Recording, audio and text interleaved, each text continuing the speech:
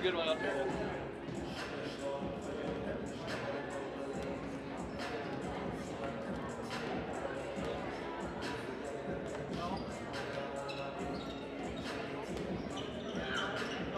When was the last time you think we had two players on the court with 1,000 career points? Think it's ever happened? I don't think it's ever happened. And Quinn would have shot it. Oh yeah. I think Matt's been dealing with 66. Yeah. He hasn't looked the same. Yeah, because he's probably averaging like 30 a game. Still Cocker had a career high 27. Yeah. Street at another 25 right behind him. Right.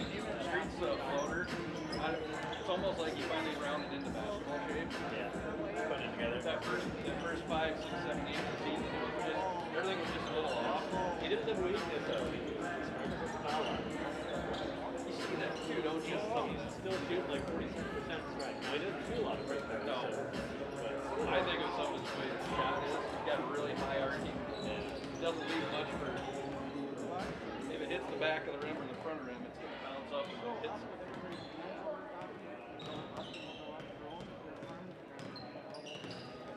That's good marks in the back. She was missing against Southwood. yeah, I heard you probably could have won that. That was a fun game to go. Other than Coast. What he got into it with us on the bench. It started right away. He was on the I should have not came up here like tomorrow. Boys game all by herself. So I'm like just hacking out. I come up here. Got here to start the fourth quarter. We're up by one. It's fun. I shouldn't even came up. I didn't have any notes. But I made notes for Mars and Ethan.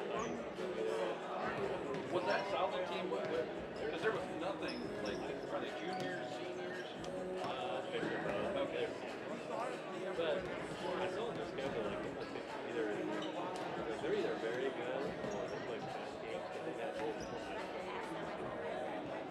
What? 90-point games. Okay. Yeah. I'm wondering in the Southland Conference, it's probably it's more of a. Yeah. But they're still solid. Yeah. It was a good. I mean, right off the bat, they were. We just had that stretch. We had like 3 bad turnovers. Yeah. But we were getting past it. You can see it. Yeah, they were. But they didn't sub the whole second half. Oh, really? And they didn't want to sub in the first half, but the number 2, they're one of the bigger players, got 2 fouls. So he had to. I couldn't find any stats on them. They don't post stats. No. But when they start out, man, their passing was top notch. Like, anticipated passes go up. It looked like a fun game. Like, should have been a fun to do on the road. Yeah, exactly. Because they were a big slash to the bucket, the ball. It was one of those I think the guys like playing it too, because it's up and down. It's not playing against the zone. It's going to slog it.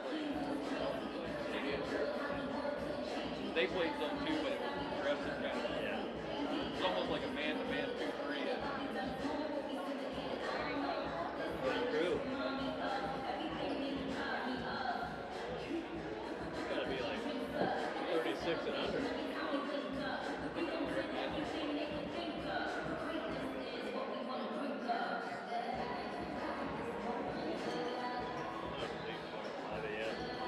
Were you GSP 95.9?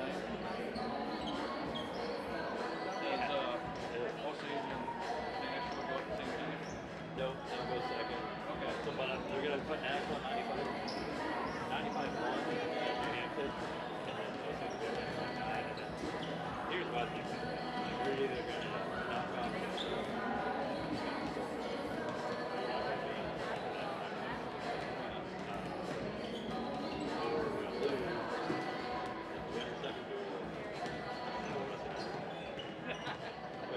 That'll be fun. Because we got them when they were down. Like they were missing one of their varsity guys. So my guess is like we beat them by 17. And that's at least a 12-point swing. So we're still on 5. Yeah. So it'll. They'll probably hinge on Pete Fuller. Yeah, he looked all right. He looked gas. Yeah, he looked rusty. Yeah, he looked rusty. But he's still tough to see. part of me wonders if it's in doubt at some point.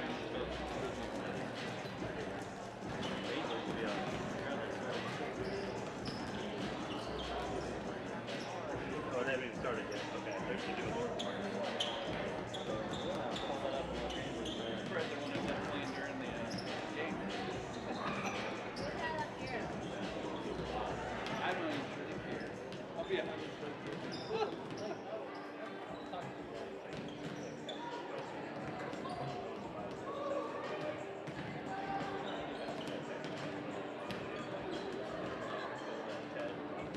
Yep.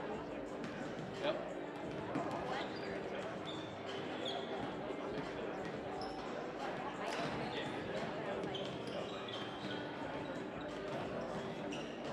It's a culture. But I don't know if it's a core of it learning or being an issue. They've had issues with audio. They've had issues. I couldn't believe Thursday morning to come in. You might. I want to see what it looks like. Yep. It's awful. Like, Is that a grinder? No. you would have thought they would have tested that out like Wednesday night. Right. Right. Yeah, it's No go. All right. Have a good call. all right. See ya.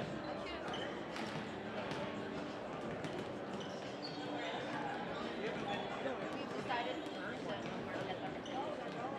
I'm going to do it second work. I don't want to do it the whole time. Maybe even if there's like a random timeout and the first quarter or something, hop on it again. Whatever. Tomorrow is the third quarter. No problem. Is that okay? That'll work. You're going to have to like tell them to Talk, forgive us. talk about the game. Okay, well, I'll not do a lot of talking. I'll still be able to serve. You'll be fine. You'll be fine.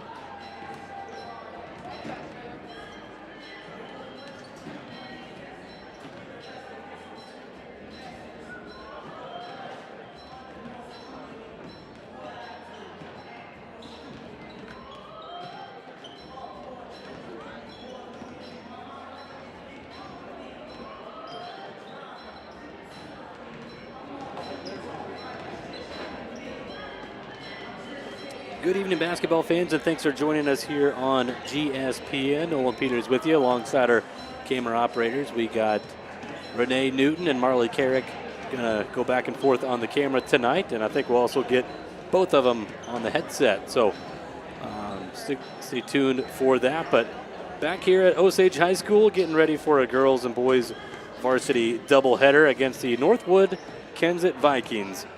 As here in game number one, the Lady Green Devils come in 8-10 overall. They are 5-7 in top of Iowa Conference East play.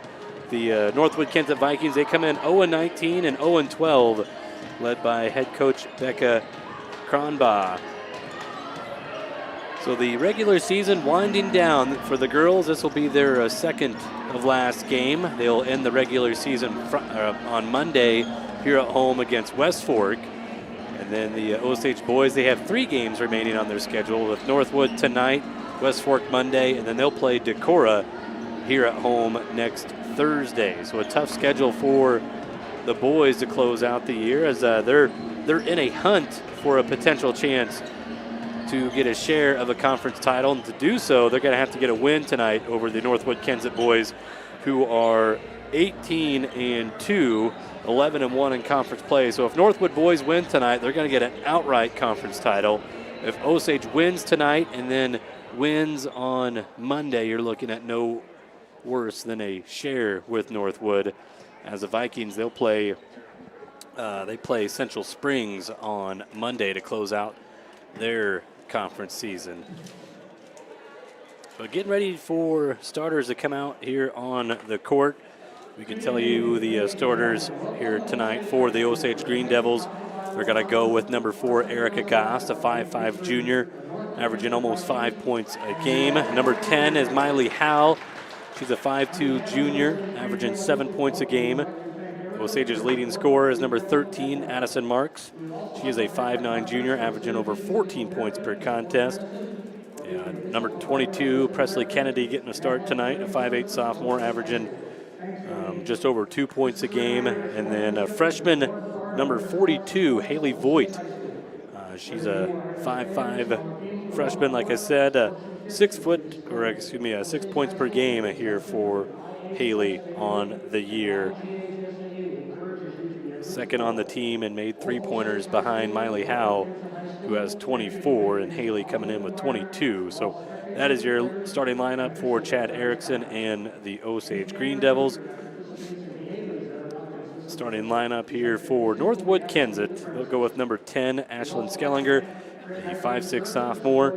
Number 12, Topanga Hackenmiller, a 5'5" senior. Number 22, Haley Hansen, a 5'9" freshman. Number 50, their leading scorer, that is Bailey Thorson.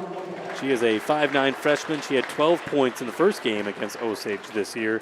And then rounding out starting lineup for Northwood-Kensett, number 55, Cameron Bakehouse, a 5'7" senior. Again, Becca Cronbaugh, the head coach for Northwood-Kensett. These two teams played almost a month ago, January 10th in Northwood. And Osage girls came away with a 54-26 victory in that one. And in the boys contest that night, heck of a game there. It was Northwood coming away with a 57-55 win. And now for your Osage Green Devils. First, number 4, Eric Scott. Number 10, Riley Howell. Number 13, Addison Mark. Number 42, Kelly Boyd. Number 22, Preston Kennedy.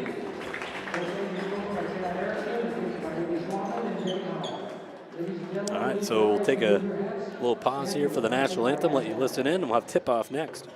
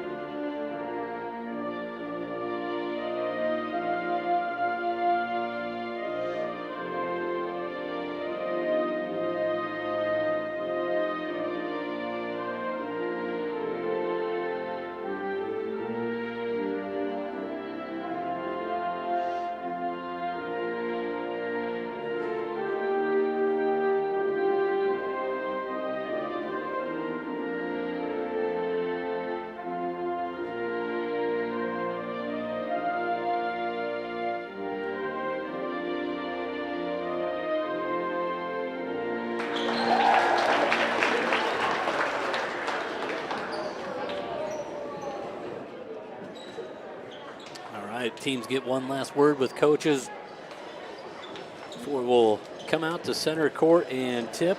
I know inside the circle for Osage is going to be number 13, Addison Marks. It's good to have Marks back out here. She missed a game earlier this week on Tuesday, but played last night against playing last night at North Butler. So Osage girls came away with a big 56-17 win over North Butler. All right, ready to go. And the tip is going to go to Osage. Inside the circle for the Vikings was Bailey Thorson. Osage has first possession here. Goss lost the handle, and they're going to keep it here with Osage as it's last touched by the Vikings.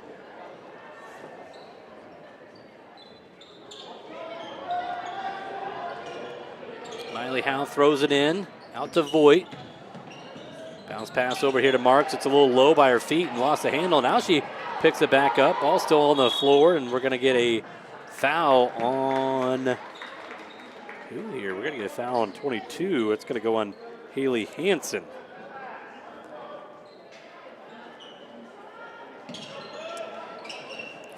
First foul of the game. As Marks, top of the key, three-pointer, just leaves it short. And rebound by Hansen.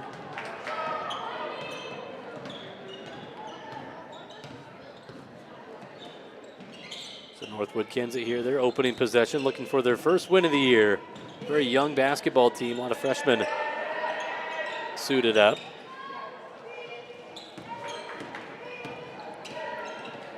For Northwood, you hope these girls stick together for the next 4 years and could be a very solid team down the road as Osage will fire another three. And this one's good by Erica Goss. That's her 12th made three on the year. Gives Osage an early 3-0 lead. All the way on the other end. This is Thorson. Needing some help. Her pass knocked away by Kennedy. And this is going to go off of who? They're going to say off of Osage and Northwood-Kensett basketball. No, I take it back. It's off of Northwood, and Osage will have possession.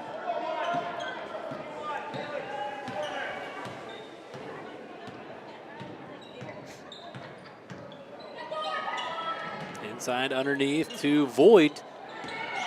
Couldn't get it. We're going to get a held ball, and this arrow is going to go to Northwood-Kensett. 6:26 to go here in the first quarter. An early 3-0 lead by the Green Devils. A three-pointer from Erica Goss. We get her first substitution in the game as Mia Farova comes in for Northwood-Kensett. She replaces Bailey Thorson. Thorson looks like she might have a cut on her finger. And the inbound pass is going to be knocked away by Marks and picked up by Gost. So a free possession here for Osage. Voigt takes it all the way to the block. Needing some help. Bounce pass out to Goss, and then she's trying to pass to Kennedy. I'm going to say the ball was tipped, though, so it goes into the backcourt. Osage able to keep possession. And now Kennedy lost the handle and picked up by Skellinger.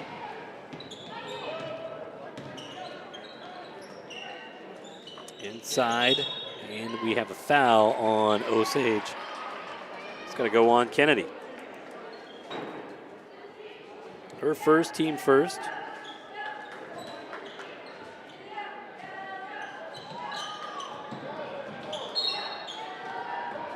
Pass knocked away by Marks. The Vikings will have to throw it in again, this time from the right side of the basket. Gets it right back inside, and it's stuffed by Marks. And she blocks Hansen. Addison will bring it up the court. Drives in, and we're going to have a blocking foul on the Vikings. Goes on number 20 for Ova. Her first, team second.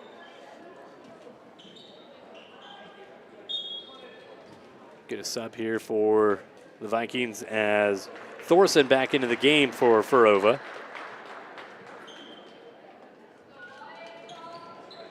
Goss inbound pass out to Marks. Takes it to the foul line. Bounce pass here to Goss. She throws it in, and Erica is fouled. She's going to shoot two. Get her first free throws of the game. That foul goes on 55, Cameron Bakehouse. Her first, team third for Northwood-Kensett. And the first free throw by Gost is off the mark, coming in at a 46% foul shooter. Osage as a team shooting 61%. And Gost hits the second one. She's got all 4 points. As Voigt deflects the inbound pass. Osage showing some full court pressure.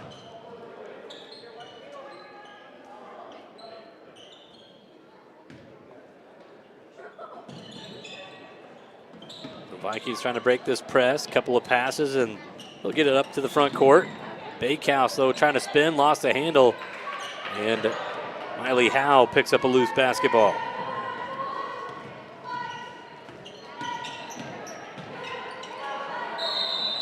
get a drive inside. We have a travel called. Yeah, you could probably zoom in like a little.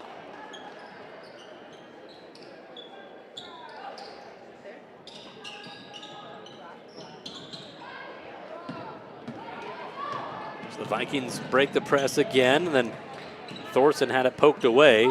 Keeps possession over to Hackenmiller. Topanga is going to be fouled now by Hope Voigt, who came in along with Anna Peterson for Osage. Farova back into the game for Northwood-Kensett, coming in for Bakehouse. And we're going to get a foul on Osage. Just going to go on Peterson. Her first, team third.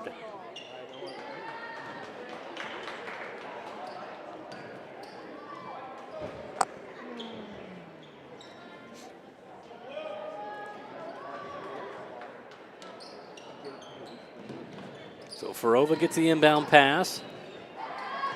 Osage coming out here looking like some man-to-man defense on that set as a shot missed by Farova. Goss up the court over to Marks. Addison drives inside, takes it all the way, and puts it in with the right hand. Addison had a game-high 21 in the first meeting against Northwood-Kensett. Howe was right behind her with 20. 6-0 here, 4.5 to go in this opening quarter.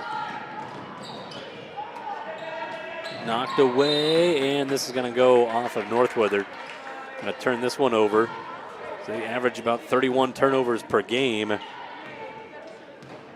Osage doing a better job as of late, taking care of the basketball.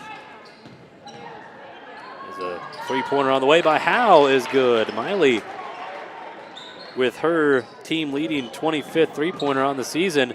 And then now Hope Voigt couldn't finish off of a steal attempt. Vikings on the other end, pull up two. Thorson knocks it down. A mid-range jumper there by Bailey Thorson. She's their leading scorer this year, averaging almost 8 points per game. Gets the Vikings on the board, and then we have an offensive foul. Illegal screen there by Anna Peterson, her second, team fourth, and now the Vikings will be in the bonus the rest of first quarter. Farova inbounds to Skellinger, who gets it over to Hackenmiller. Over to Thorson. She'll fire the three. It's going to go off the mark to the right. And saved in by Hanson, but it goes right to Kennedy for Osage. They'll leave Voigt open for three. Haley's three-pointer pops in and out. Tie up for the basketball. It's picked up by Howe. She'll kick it out. This is going to be Hope Voigt for three. No good. Back up with it. Marks. She can't connect. So Osage, some missed opportunities there to add to their 7-point lead. And now Hope deflects the pass. Picked up by Haley. Back up to Hope. Over to her sister Haley for three off the side of the rim. Haley's save and attempt is going to go out of bounds here. 2:44 to go in the first quarter. Osage actually leading 8-2. They must have called that a two-pointer by Howe on that last basket for Osage. We're going to get a timeout here by Northwood-Kensett.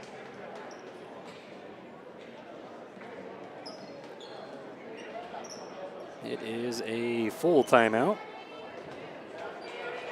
So 2:36 to play, first quarter. Osage leading 8-2. So that must have been a two-pointer there by Howe. Yes, it was.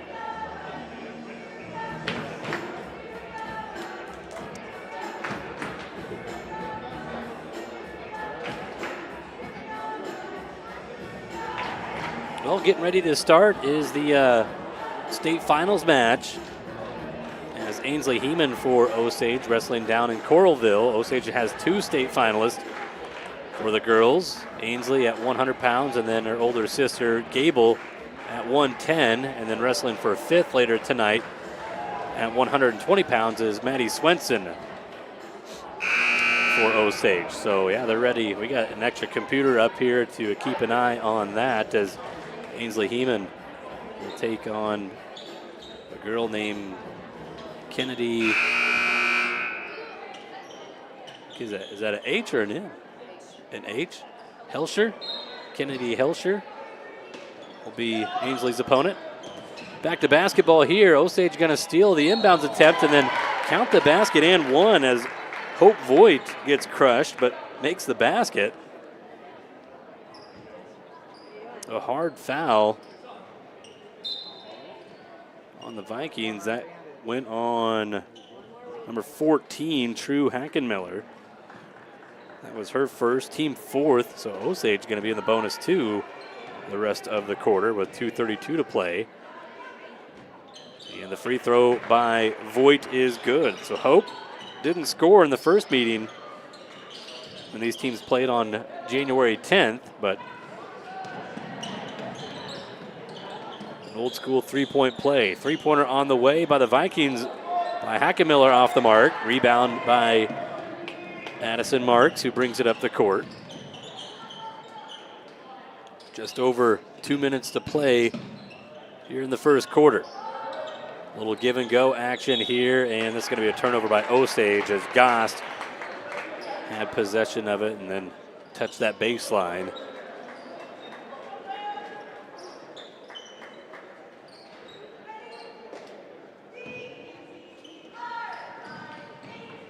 The Vikings are going to throw it deep, and Marks kind of bumps into Farova. They let the contact go.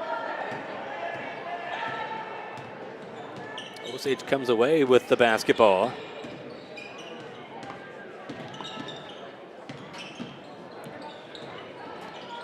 Marks needing some help. Bounce pass to Voigt.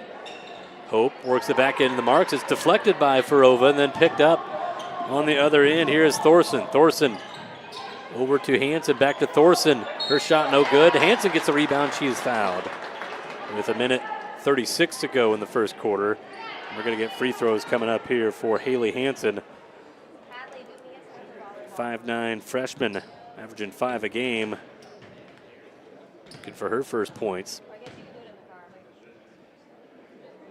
And the free throw, number 1, no good. The foul went on Miley Howe. That was her first, team 5th.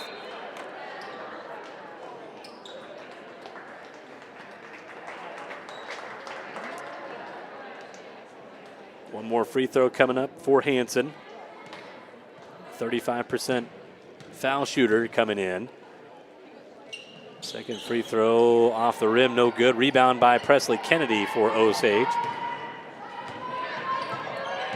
Well, they're underway in that finals match. We'll keep you updated on that one as Marks has it ripped away. All the way coast to coast layup attempt, no good by Hackenmiller. Osage has got some numbers here. See if they can take advantage of it. Hope Voigt off the glass, no good. And we'll get a held ball. Arrow is going to go with Osage this time as Hanson and Marks tied up there.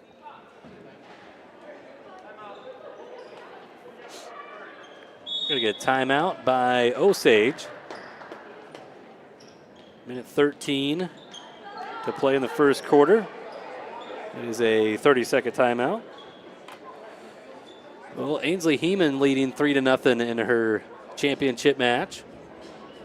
Minute to go in that first period. So Osage again, 2 finalists with Ainsley Heeman at 100 and then her sister Gable Heeman at 110.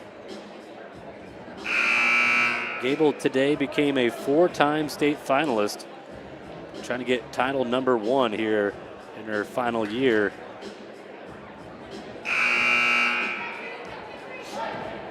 So still 3-0 for Ainsley with 30 seconds to go in that first period. Back to basketball here as Osage will have the possession out of the timeout.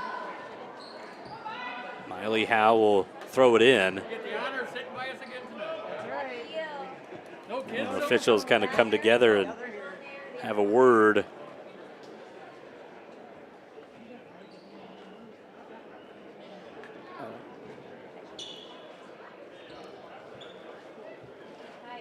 Not sure. There was a held ball, and the arrow favored Osage.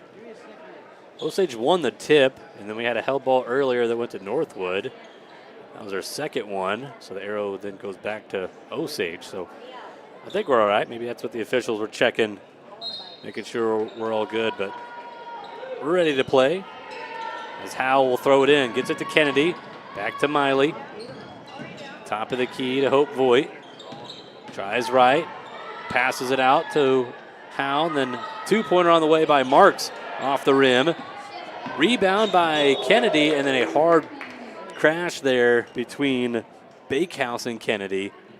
They're going to call the foul on Bakehouse. That'll be her second, and Cameron a little slow to get up. Hopefully she's okay as they help her to the bench. We will, however, we do have free throws coming up. These are Osage being in the bonus now. These will be free throws coming up for Presley Kennedy.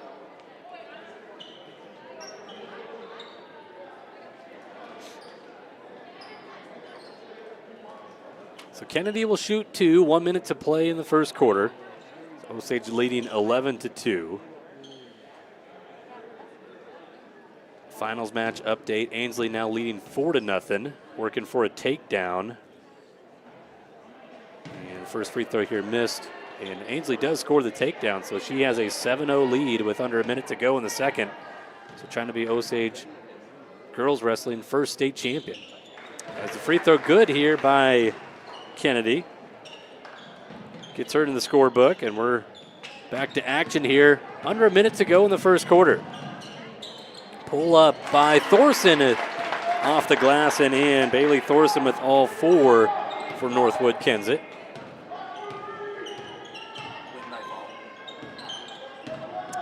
And Ainsley Heeman is going to win by fall in that championship match. So Ainsley Heeman is going to be Osage girls wrestling first ever state champion.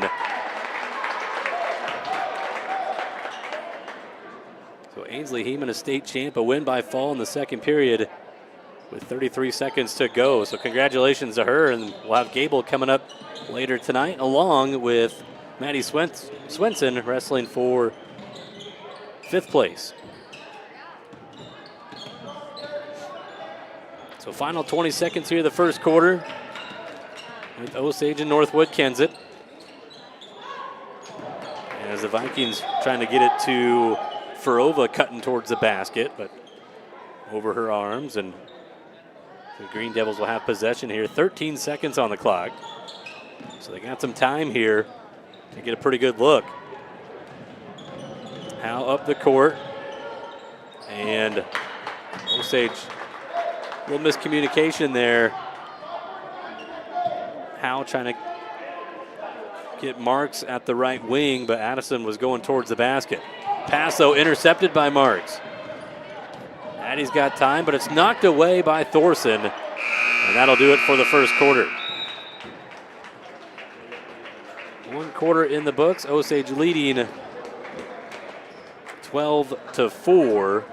We'll come back with the second quarter after this as you're tuned in to Osage basketball on GSPN. Support GSPN, our student-led sports streaming network, and help us bring every game to you live. Scan the QR code now or send your payment to 820 Sawyer Drive to donate and keep the action going for our athletes, families, and fans. Every contribution counts. Thank you, Green Devils.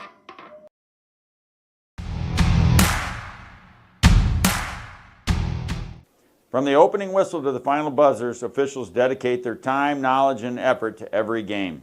They are not just enforcing the rules, they are shaping young athletes into better players and better people.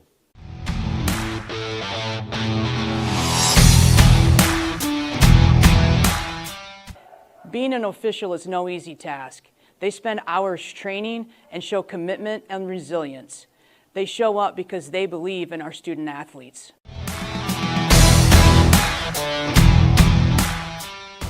Officials are critical. They make sure the game is fair for everyone, and they're teaching our kids valuable life lessons.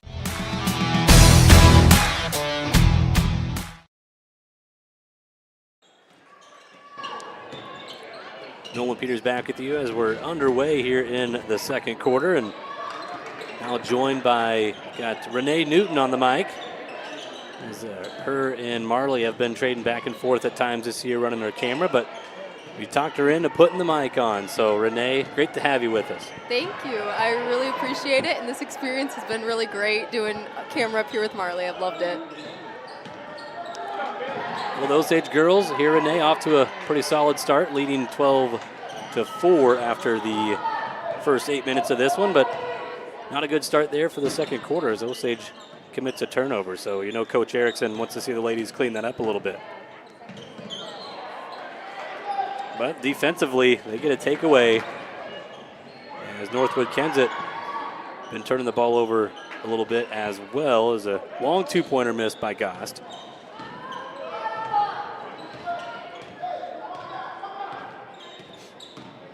This is Thorson with the basketball, passes it out to Bakehouse. She'll fire the three.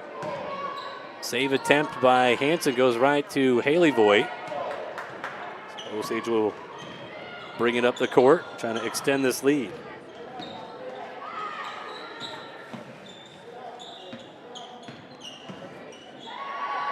Inside to Howe. Her shot no good, but she'll be fouled and will go to the line and shoot a pair of free throws.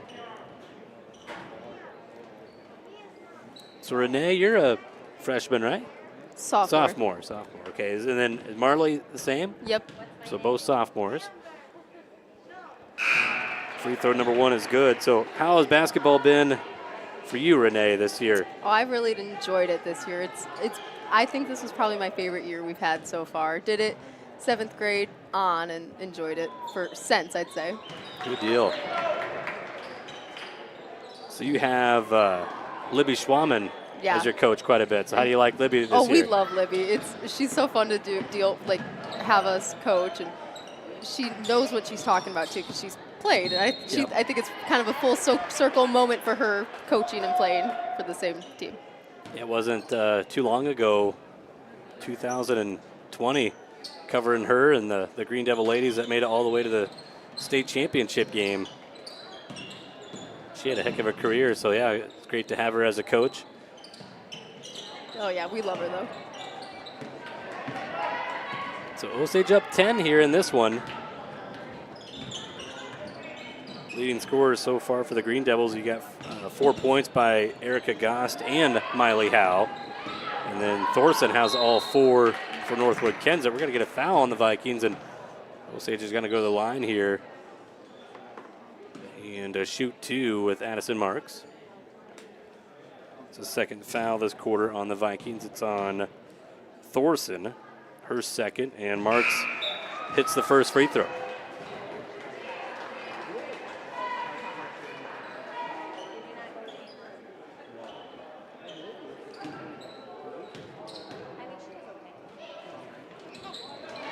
And she knocks them both down. Addison leads the team in free throw percentage, almost 80% on the year. So she now has 4 points. Loose basketball. Miley tipped it. Picked up by Farova, and we'll get a whistle here away from the basketball. They got to say 10-second violation. Did Northwood not get it across the line? Now the three officials will get together. Renee, we always say, when in doubt, talk it out. Oh yeah.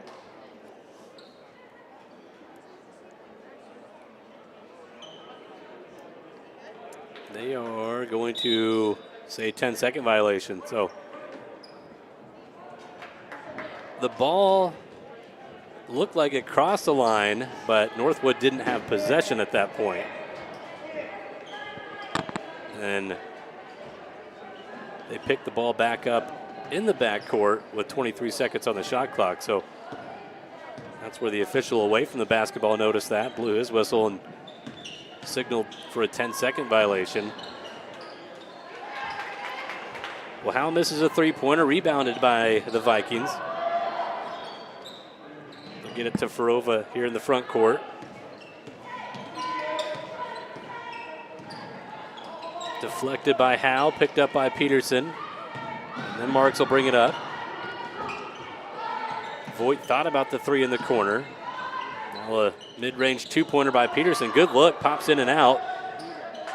Marks had it, but then lost the handle, and the Vikings pick it up. Inside underneath, Skellinger, her pass, or shot actually partially blocked there.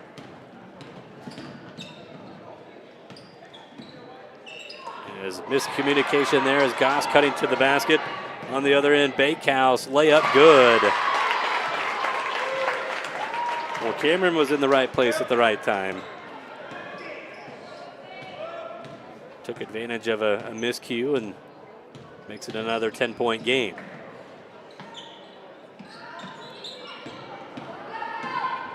Erica drives inside. She is blocked by Farova. Hackett-Miller dribbles away from trouble. Over to Farova. Now Farova will fire the three-pointer, no good. Miley Howe with the rebound. 4 minutes to go here in the first half. It's going to be deflected and out of bounds off the Vikings. Well, Renee, what position are you? Are you a guard or a forward? Or both? I'd say both. I mean, for JV, she definitely switches you around, play in different spots so you can get a feel for everything. And I enjoy that. I like how she does that. And then how long have you been playing the game of basketball? This was my 4th year. So started in 7th grade? Yep. You said earlier it was the funnest year that you've had so far, huh? For sure. I think it's just, I also got to know these girls. I played with them in 7th and 8th, and it's just kind of fun to see how they've gotten better as a whole, and it's interesting for sure. Good, a timeout here by Coach Erickson. That'll be Osage's second timeout used. Coming after a Northwood-Kensett double dribble there. So Osage will have possession here up by 10. What's it like with Coach Erickson? You guys around Chad quite a bit, or? Well, it's a lot of Libby does similar to what he does down at. We'll usually split in half for practice, but she'll follow his lead. But whenever we do a sometimes we'll do like 5-on-5-on-5. Everyone gets 5 little teams, and it's going back and forth. And I enjoy that. It's fun, and he's definitely a good, solid coach. Makes everything clear, makes it how he knows he wants it done, and you gotta do it. Yep.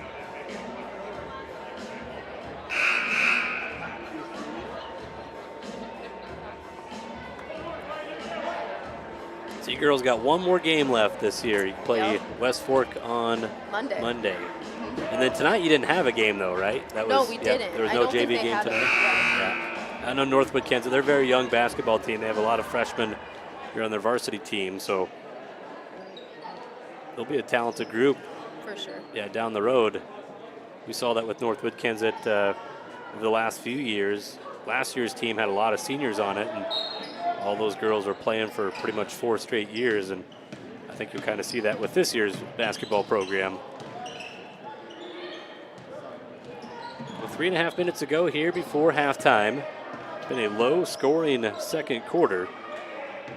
Osage outscoring Northwood-Kensett 4-2 here in the second. Three-pointer by Howe is no good, and rebounded by Thorson.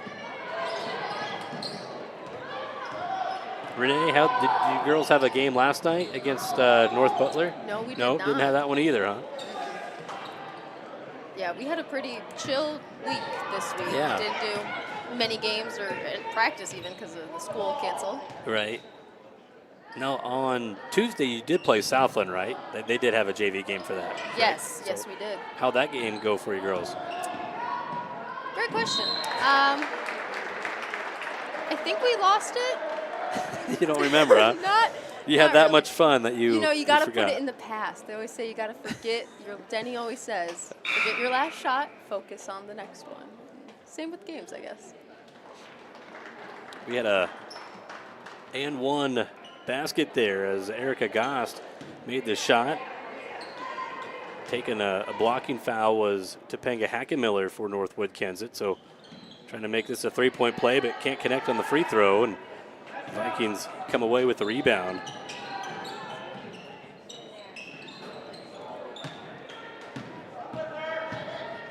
One and done look there for Northwood. They'll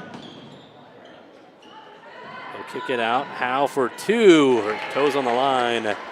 Earlier I thought she had a three, but she's had a couple of long twos in this game.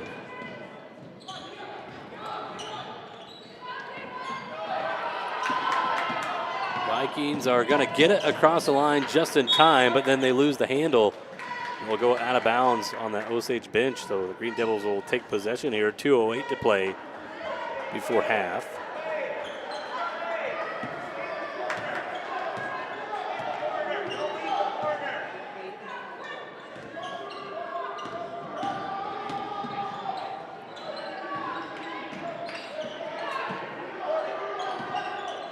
On the shot clock.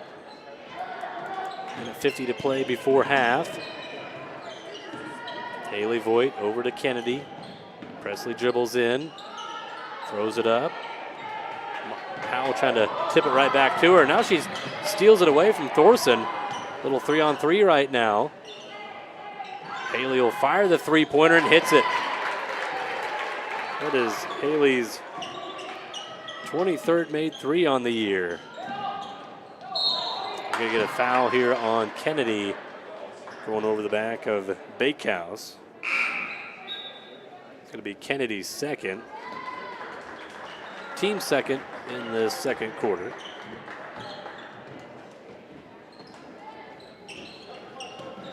Inbound pass stolen by Hope Voigt. And then her little floater is good. I don't know how she got that off. We're going to get a reach-in foul here on Miley Howard, it looks like. No, they'll say number 4. It's going to be on Erica Gost. That'll be her first foul, team third.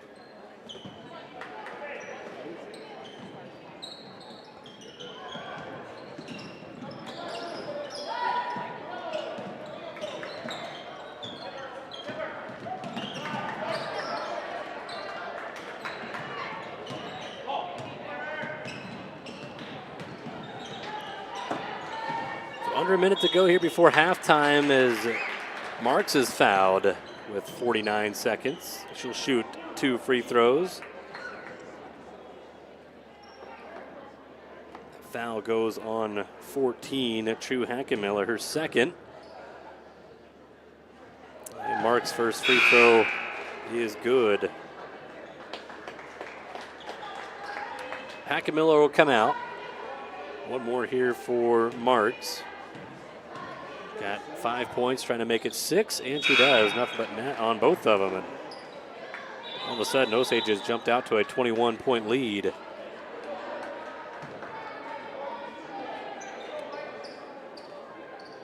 Well, we got another finals match coming up as Gable Heeman will be taking the mat soon for Osage. Green Devils already with one state champion as Ainsley Heeman was a winner at 100 pounds. Going to call a travel here with 36 seconds to play.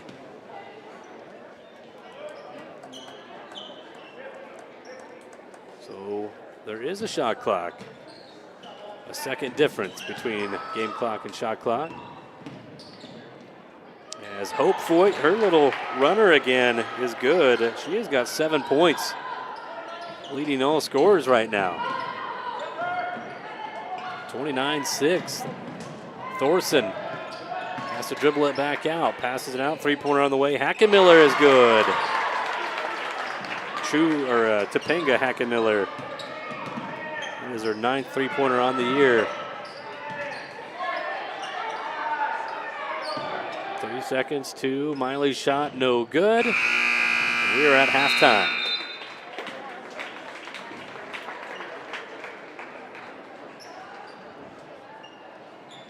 So Osage ladies lead at 29-9 at the break. Add up some quick numbers for you. Renee, how'd it go? Well, a little scary. A lot scary, actually. Pretty interesting, though. I mean, it's definitely I love watching it. Commentating and talking about it, a little harder, but It takes a little while, but oh, for sure. yeah, you sit here and you do it for a night, and it's not too hard. I don't know. I get what You got to you get used to listening to yourself. That's Oh, that's yeah. kind of the hard thing that not many people are aware of. When you wear the headset, you really have to listen to yourself. It's kind of awkward. Yeah, when I first put it on just to see how it would go, I was like, oh, I didn't know I sounded like that. Like, it's just the playback's pretty interesting there, but yeah, no, like if I kept doing this, I could see myself getting used to it. Yep.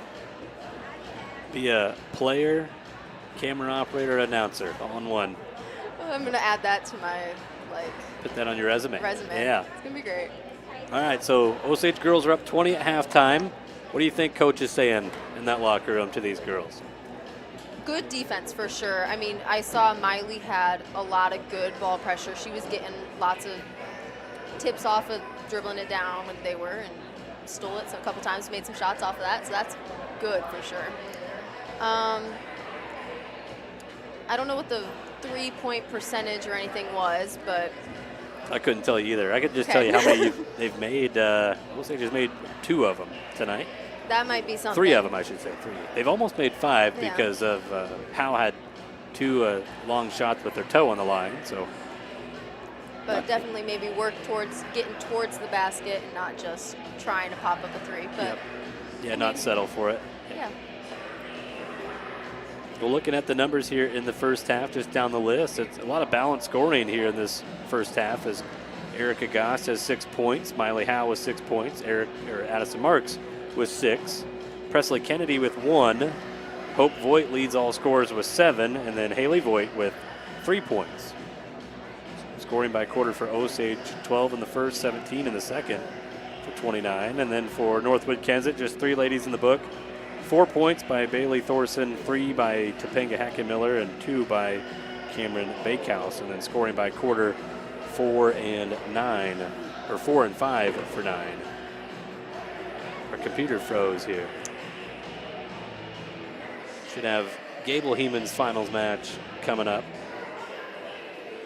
That'll be interesting to watch. I mean, Or maybe their video stream. Their video stream has been having issues. well, I see down a guy there. walking up top, so it might be. I don't know what's going It's on. moving. They got to be wrestling. That can't be right. So this is the 3rd year of girls sanctioned wrestling, and Osage officially has their first ever state champion with Ainsley Heeman. That is awesome. I'm so happy for her. That is insane. I even saw her face on the live stream when she got it. She was ecstatic, and Yep. I don't blame her.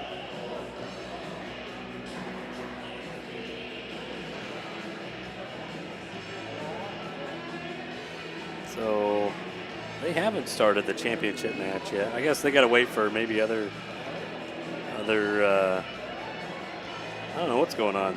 Maybe just taking a media timeout down there in Coralville. Who knows?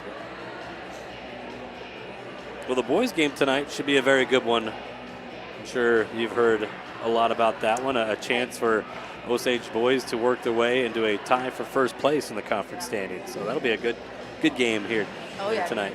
Definitely been some talk about it with wrestling too.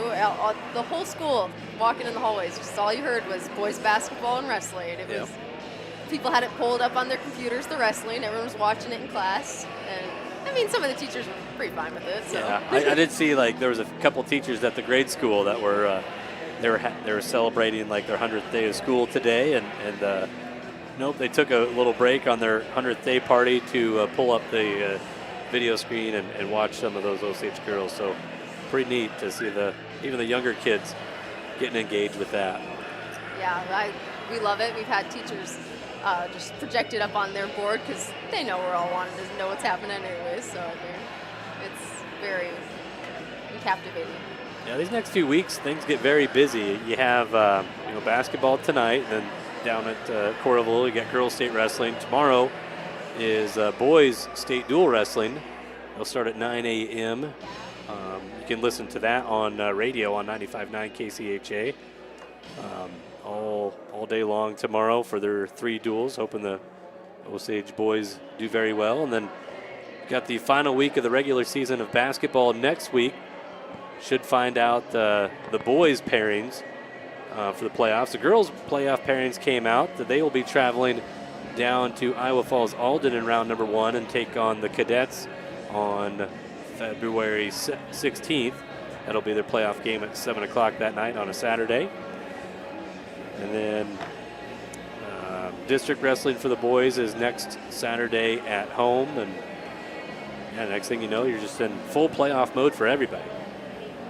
Oh, it's crazy. Does it make the school year go a little bit faster when things are that chaotic? I'd say so. I enjoy the chaos, and yet I don't, because, I mean, I get it when you have the chaos of the afternoon schedules. I do think it goes faster for sure. But then if you get all your tests in between there, it's a little difficult to find the time. But, I mean, I can't complain. Feels faster. Still a lot of fun, though, so. All right, they just started Gable's match, so we should just have Renee give you just full play-by-play of Gable's championship match. Unfortunately, we can't show it to you. I don't think we have like the legal rights to do that. We'd probably get in trouble, but could at least tell you how it's going. As Gable's going for her first state championship. She's a 3-time state runner-up, so a 4-time finalist. Awesome to see.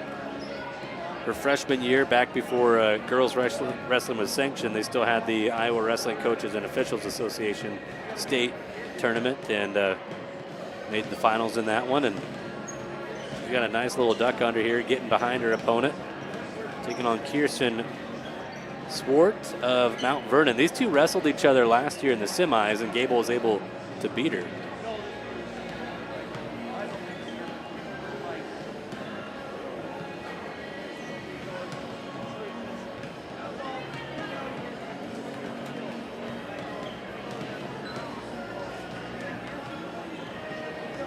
So, Gable got a point. I don't know. They must have called Swart for fleeing the mat. I didn't see the call. So Gable's actually up 1-0 and then gets a little mat return, a little go behind takedown.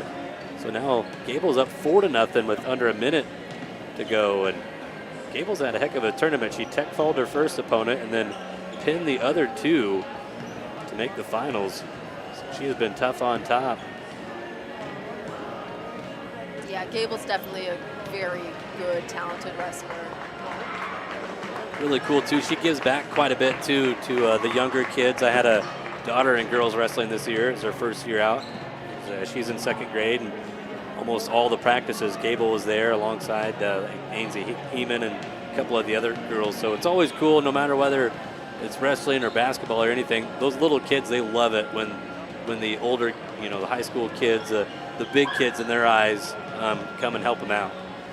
Oh yeah, I mean, even in elementary, like, I remember when we got read to by the high schoolers, it was a big old deal. Yep.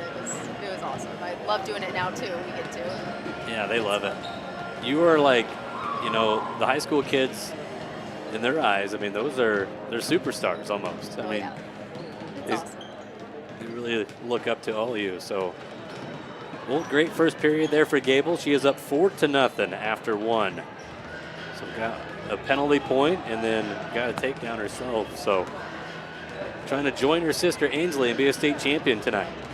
That would be a pretty awesome family celebration right there, 2 state champions.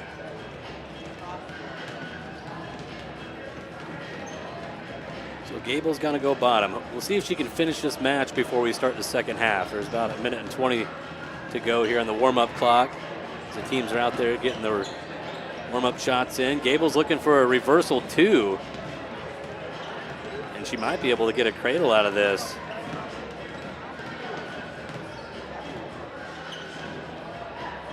Still can't quite get around, but she should get it 1 for the escape there. So it's now 5-0 for Heeman with 1:35 to go in the second. It goes right back to her duck under, her signature move, and scores a takedown. So in control right now, 8-0. Not bad.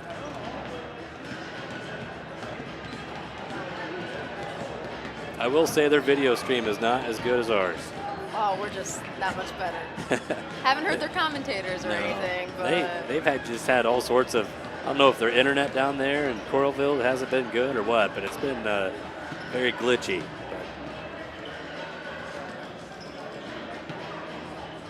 Well, Gable's got an arm bar in, and she tries to turn her opponent, but in control right now, still 8-0. 50 seconds to go in the second. Almost had her turned over there, looking for her half.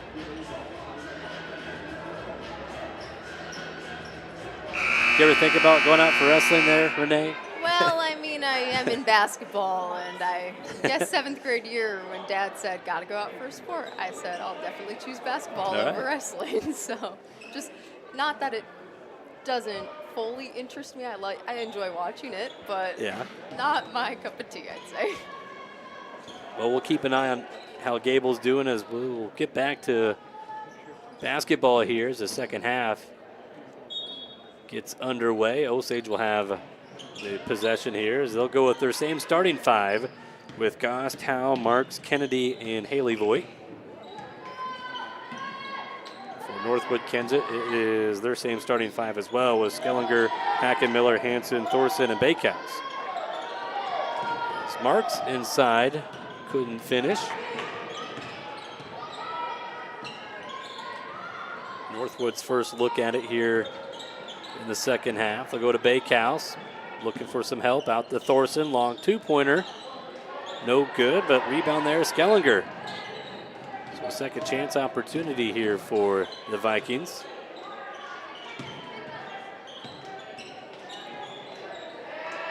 Deflected and then picked up by Haley Voigt. Outlet pass to Marks, and Addison, just a little too strong on the layup attempt. This is going to go off of Osage, and Northwood-Kensett will have it. Update there for Gable, still leading 8-0. They're on their feet in the third. Gable's working in for a little takedown. Trying to extend that lead, and she is should have a takedown and maybe some near fall.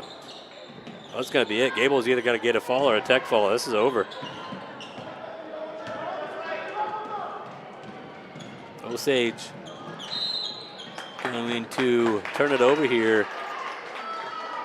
And there is the win there for Gable Heeman. I think a win by fall for Heeman. It was either going to be a fall or a tech fall, as she gets her first state championship, a 3-time runner-up, but here in her senior year, going out on top. Great to see. That is amazing. It's going to be a foul on Marks. The Addison's first. 2 free throws coming up here for Northwood-Kensett, as this is Haley Hansen shooting 2. First one, no good. So we have 2 state champions tonight for Osage, and then one more match coming up later as Maddie Swenson will cap off her wrestling career with a 5th place match later tonight. Hansen hits the second free throw, so 29-10. As Erica Goss coast to coast with it. By the time I looked up, she's already laying it in.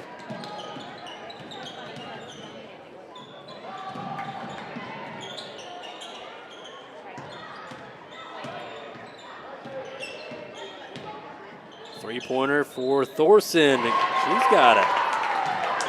Bailey Thorson with 7 points.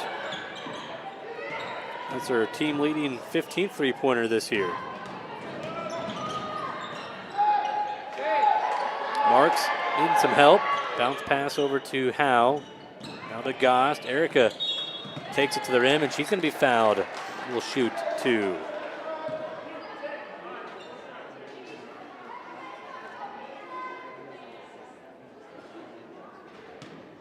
Foul went on Skellinger, her first. So free throw bounces off the rim.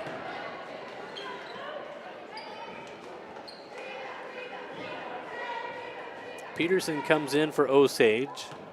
Kennedy will go to the bench. Another free throw by Goss is too strong, but rebounded though by Marks, and now Addison's fouled. She'll go to the line and shoot 2.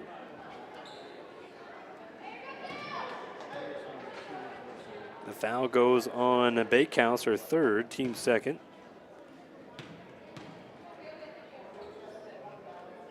Marks hits the 1st.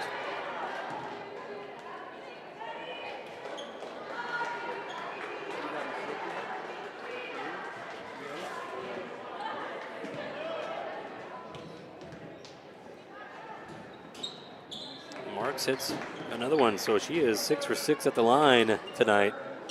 Renee, how much does Coach stress free throws in practice? Because I've noticed a lot this year, especially the second half of the season, you girls have been shooting free throws a lot better as a team. Well, I mean, we do something as a team, and then Coach will go say, go shoot 10 free throws.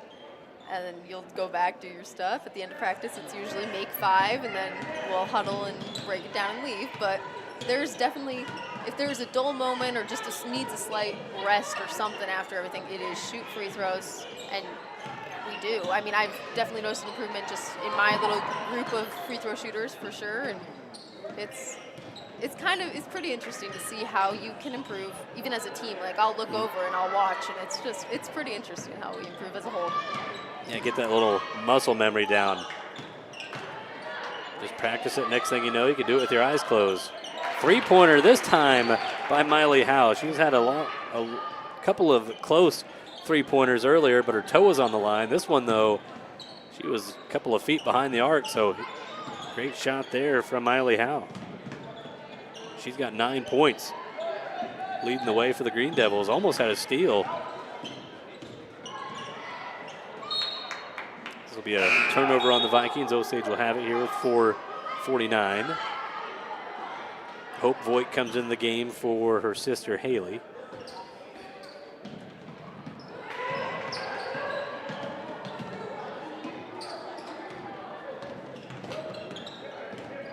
So Renee, you talk about you've noticed a lot of improvement just free throws too. What are some other areas where over these last 4 years that you felt like you've improved your game quite a bit? Well, I mean, I started completely from scratch in the 7th grade year, so I guess. Erica Gost. And then now Anna Peterson gets into the party.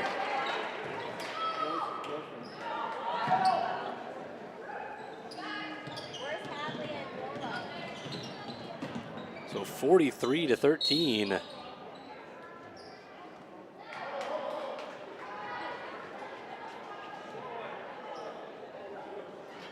We have a foul there on Erica, Goss. yeah. Yep, her 2nd. Team 2nd of the 3rd quarter. Addison Marks will come out as Presley Kennedy back in for Osage.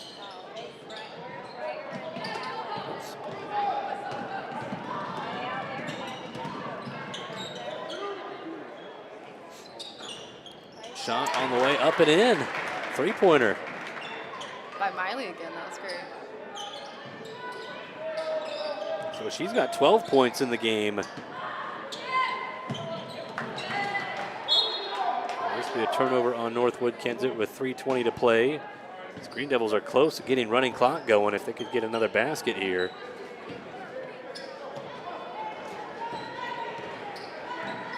Get up by 35 or more in the second half and you'll get that continuous clock.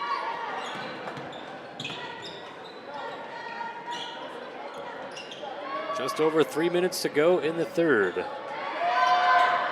Inside to Howe, and Miley will score it. Give her 14, and we'll get the running clock going now the rest of the way. Northwood-Kensett could stop it if they get it under 25. It's a little runner miss by the Vikings. Rebound by Kennedy.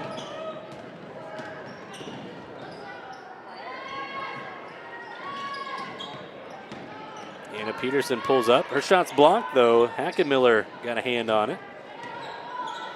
And now Skellinger will walk up for the Vikings, bringing it up the court. Drive inside and laid in there by Skellinger. her first points of the game.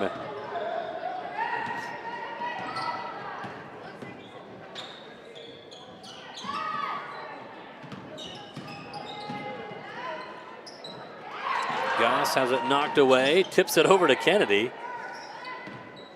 Now Hope Voigt hands off to Howe. Miley back over to Hope. We're going to get a timeout here by Coach Erickson. 30-second timeout by Osage. They have 2 timeouts remaining. Minute 52 to play in the third as the Green Devils lead 48-15. We will have the boys game coming up later after the girls game concludes. And that'll be a big one. Northwood-Kensett boys trying to win an outright conference title if they get a win. If Osage boys get a win, they will be tied for first with Northwood, and then they could win on Monday here at home against West Fork and have no worse than a share of a conference titles. Northwood-Kensett boys play Central Springs on Monday. You would expect them to win that contest.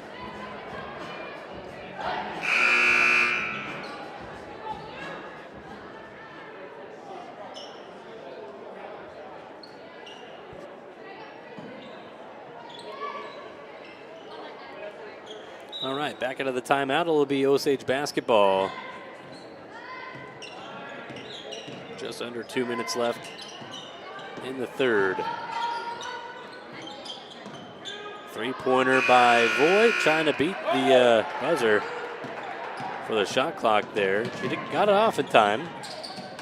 Vikings, though, come away with the rebound. 90 seconds to go in the third. Thorson pulls up, trying to go off the glass. Offensive rebound, put back, missed by Farova. And rebound by Addison Marks. And then Marks has her pocket picked by Thorson. The freshman on the other end. Great defense, though, by Voigt to get back and make it a contested shot. It's no good.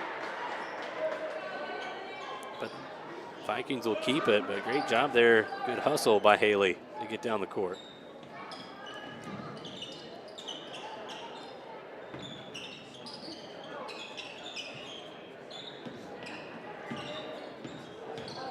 Thorson passes over to Skellinger. Miley, hand in her face, 20 on the shot clock. A little runner there, missed by Skellinger. Osage comes away with the rebound. Three-pointer by Haley Voigt is good. Her second three-pointer of the night. Osage goes up 51-15.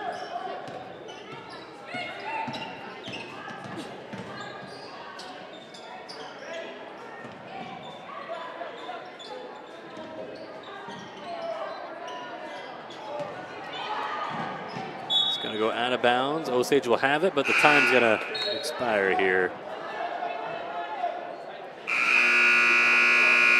That'll do it for the third quarter. Osage leading 51-15 going to the fourth.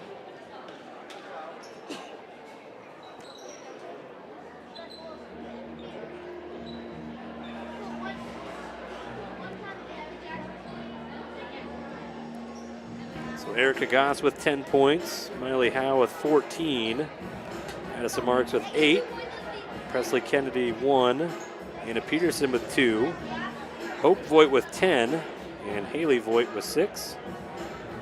So Osage scores 22 points in that third quarter.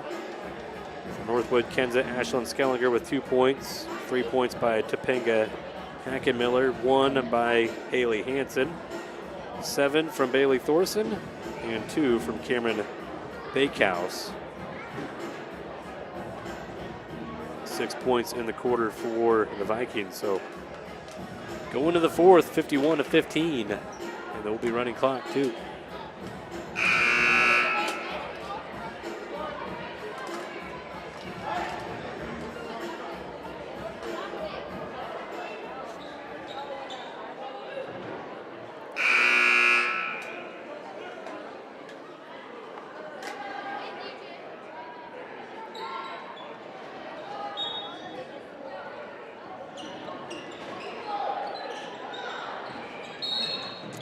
Foul on Osage here. It's going to go on Kennedy, her third.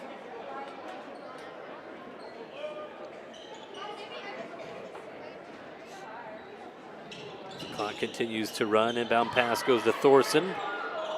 Their shot is up and in. Bailey with 9. Leading the way for Northwood-Kensett.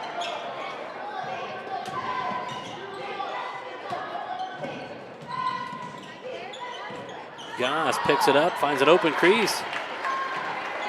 And Erica with 12 points now. Her career high is 15, so put that on watch alert.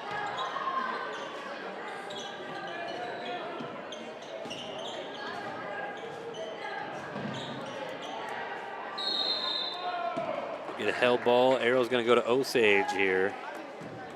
Under 7 minutes to play.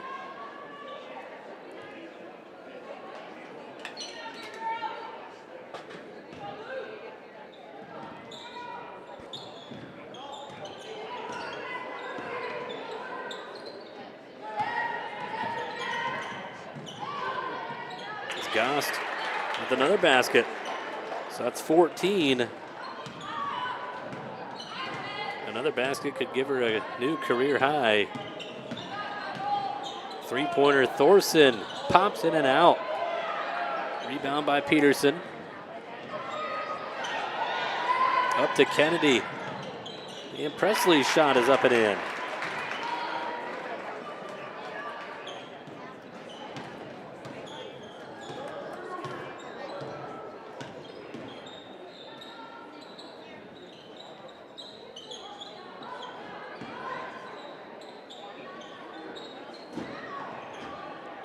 The basketball is to Skellinger. Bounce pass over to Bakehouse. In the corner, three-pointer Hackenmiller too strong. Rebound though, Hansen, her putback is good. So Bailey Hansen's first field goal. She's got 3 points tonight.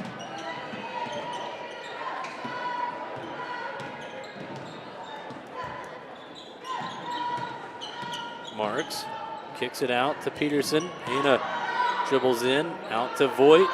This is Haley Voigt for 3. No good.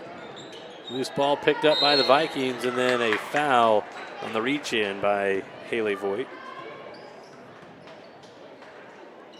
Be her first, team second.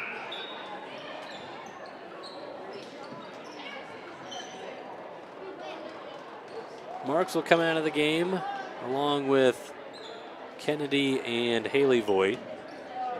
Hope Voigt comes in. We see Karina Herrick come in for the first time.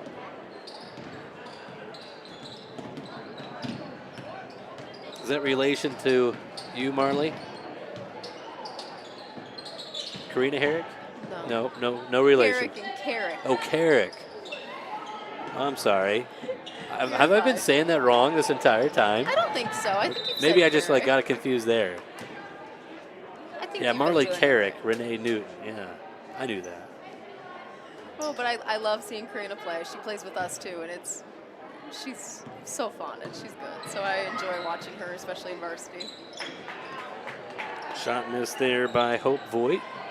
So we got 4 minutes to go in this one.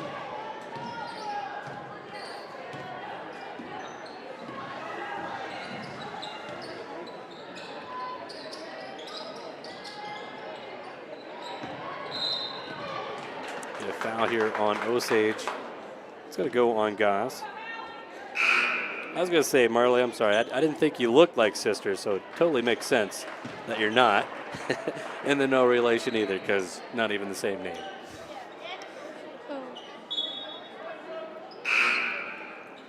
Subs here for Northwood-Kensett as Farova into the game. Also, True Hackenmiller into the game. 3:20 and counting. Pass deflected by Voigt, and then Hope comes away with it and puts it in. That was very great by her. That was very impressive there. She's got 12 points in this game. That's her new career high. Her high before that was 11. We got Avery checked in for the first time. She's our only senior. We love having her, though. And Maddie. Maddie's coming in.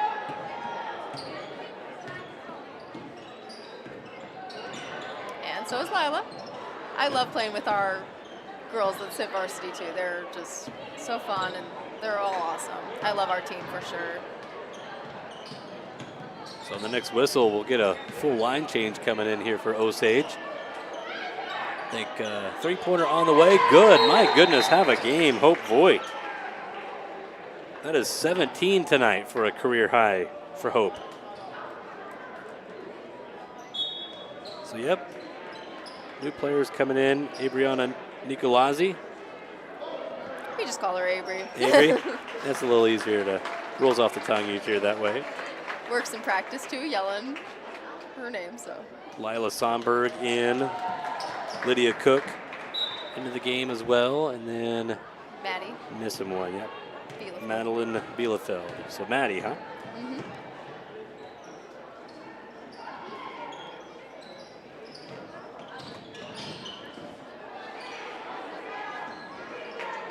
So 64-19. We'll get a travel here on Northwood-Kensett. 90 seconds to go in the game.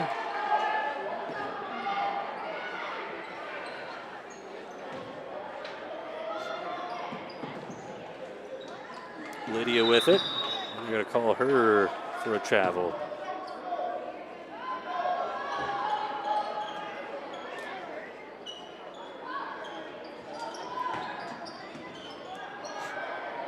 Three-pointer on the way by Manning is good. That is Logan Manning's first three-pointer this year for Northwood-Kensett. And they're still up in their press. They were pressing us inbounding too earlier. Bielefeld with it. Maddie's pass deflected. And then on the other end, Hackenmiller rushed the layup though. Lydia got the rebound, but it got whacked away. Under 40 seconds to go in the game. Osage will have the basketball.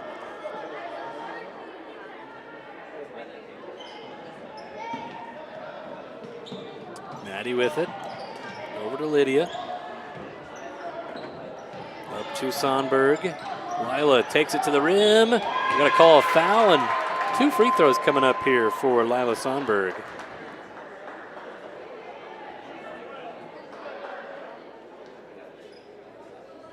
These would be her first career free throws at the varsity level, and she hits the first one. That foul was on number 12, Topanga Hackenmiller.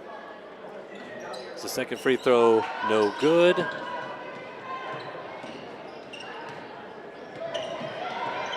Final 10 seconds. As the clock did stop for those free throws. Three-pointer missed, and the time will expire, and the final score will be 65-22. So a long night here, or a long week for the ladies. 3 games this week, but coming out 2-1 on the week and capping it off with a 65-22 victory over Northwood-Kensett. Yeah, that was definitely a very good game for us, too. Good defense for sure there. Add up the numbers here. We had 14 points in the game from Erica Gost, 14 by Miley Howe, 8 from Addison Marks, 3 by Presley Kennedy, 2 by Anna Peterson, career high 17 for Hope Voigt, 6 points for Haley Voigt, and 1 by Lila Sonberg, scoring by quarter for Osage 12, 17, 22, 14 for 65. And for Northwood-Kensett, their numbers look like this. You got 2 points from Ashlyn Skellinger, 3 by Topanga Hackenmiller, 3 from Haley Hansen, 3 by Logan Manning, 9 points from Bailey Thorson, and 2 from Cameron Bakehouse, scoring by quarter 4, 5, 6, 7 for 22. So, well, Renee, not too bad. Got your first win on the mic. Oh, yeah. Loved it. Thank you so much. I really appreciate it. No problem. Anytime. So, well, that'll do it for game number 1. We got the boys game coming up. We'll take a little break here on GSPN and get you ready for game number 2 next. Don't go anywhere. You won't miss anything. You're on GSPN.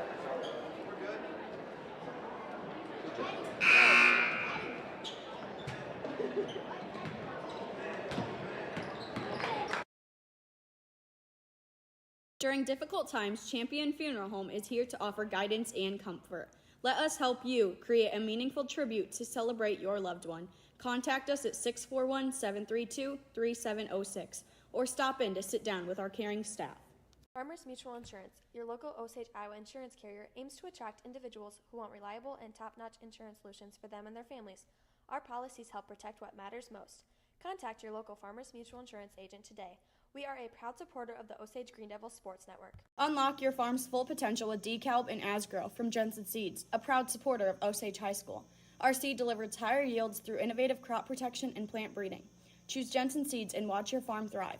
Call Brad at 641-425-0494. Looking to tackle your next big project? At Mark's Tractors and Implements, we have the best selection of top quality equipment and expert service to get the job done right. From Tractors and Implements, we've got you covered. Visit us at 3787 Red Ball Road, Osage, Iowa. Mark's Tractors and Implements. Go Big Green. At Mitchell County Regional Health Center, your well-being is our top priority. We're here for you and your family. Trust us with your health because you deserve the best. Mitchell County Regional Health Center, your trusted health care partner for life. Learn more at mcrhc.com. We're a proud sponsor of the Green Devil Sports Network. Osage Co-op Elevator is more than just grain storage. From agronomy to animal feed, propane to expert grain marketing, we've got your farm covered. Visit online at osagecoop.com for all your agricultural needs. Proud supporter of your Green Devils. When it comes to electricity, tree, and snow removal, trust Sharper Services. Our experts, Terry and Corey, light up your homes and clear your space. They are fast, reliable, and always professional, brightening your day and clearing your way. Call 641-732-3630. We are proud to support the Osage Green Devils. Protect what matters most with State Farm. Our unique plans offer peace of mind and a reliable coverage for you and your loved ones. Stop in and visit Craig Eisman at 1429 Main Street in Osage to get a quote today and experience the difference of personalized Green Devil service. Ready to take your career to the next level? Join the team with the action never stops. As a proud sponsor of Osage Athletics, A to Z Drying is currently hiring. Contact HR at 641-732-8505. A to Z Drying is an equal opportunity employer. Go Green Devils.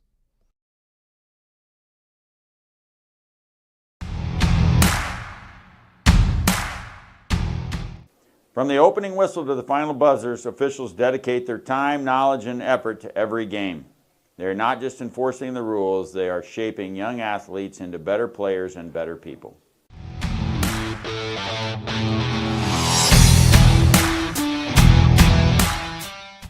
Being an official is no easy task. They spend hours training and show commitment and resilience. They show up because they believe in our student athletes.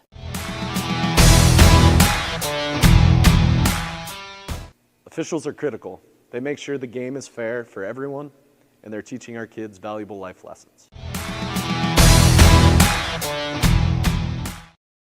Support GSPN, our student-led sports streaming network, and help us bring every game to you live. Scan the QR code now or send your payment to 820 Sawyer Drive to donate and keep the action going for our athletes, families, and fans. Every contribution counts. Thank you, Green Devils.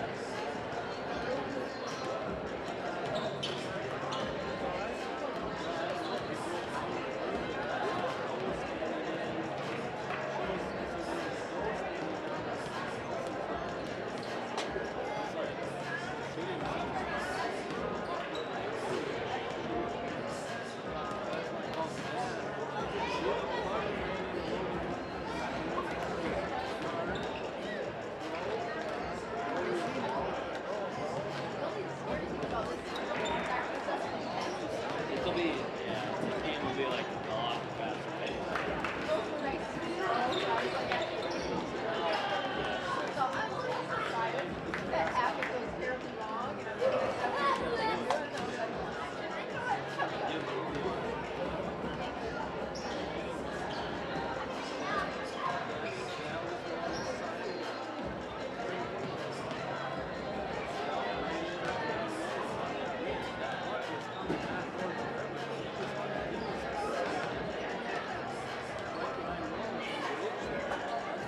All right, we're back here on GSPN, getting ready for the boys contest. Nolan Peters, Renee Newton, and Marley Carrick. As should be a good one. Not too long ago, we had Maddie Swenson wrestling for Osage. We didn't even get to give you a little update on her match, but Maddie with a quick pin in her match. So Osage, their girls are going to come away with 2 first place with Ainsley Heeman and Gable Heeman. They're state champions this year. And then Maddie Swenson rounds out her wrestling career with a 5th place finish. And currently right now, Osage girls are sitting in 3rd place as a team with 79.5 points, 9 points above Decorah. I do think Decorah has a couple more girls yet to wrestle. So hopefully Osage can maintain that 3rd place spot and bring home a team trophy this year as well in Class 1A. But transitioning over here to basketball. Boy, this is going to be a great one here on the boys' side. Northwood-Kensett comes in 18-2 overall. They are 11-1 in conference play, leading the way all by themselves in 1st place. But right behind them is Osage. Green Devils are 14-4 overall, but 10-2 in conference. So a win tonight for Osage puts you at a tie for 1st place with 1 game to go for both teams. On Monday, Northwood-Kensett will play Central Springs. So that'll be a game in which they're highly favored, you would think, on paper. Osage on Monday would host West Fork. So a tough matchup there. West Fork always plays you tough, no matter what. Even though they're having a down year this year, they're 9-8, but still a dangerous 9-8 team. So not going to be an easy game by any means. So Osage, if you win tonight and you win Monday, at the very least, you have a share of a conference title. But a win tonight for Northwood, and they are outright conference champs. There is no sharing. So they have a lot to play for. Osage has a lot to play for as the regular season winding down. Should find out boys playoff pairings, I would guess probably Monday or Tuesday next week.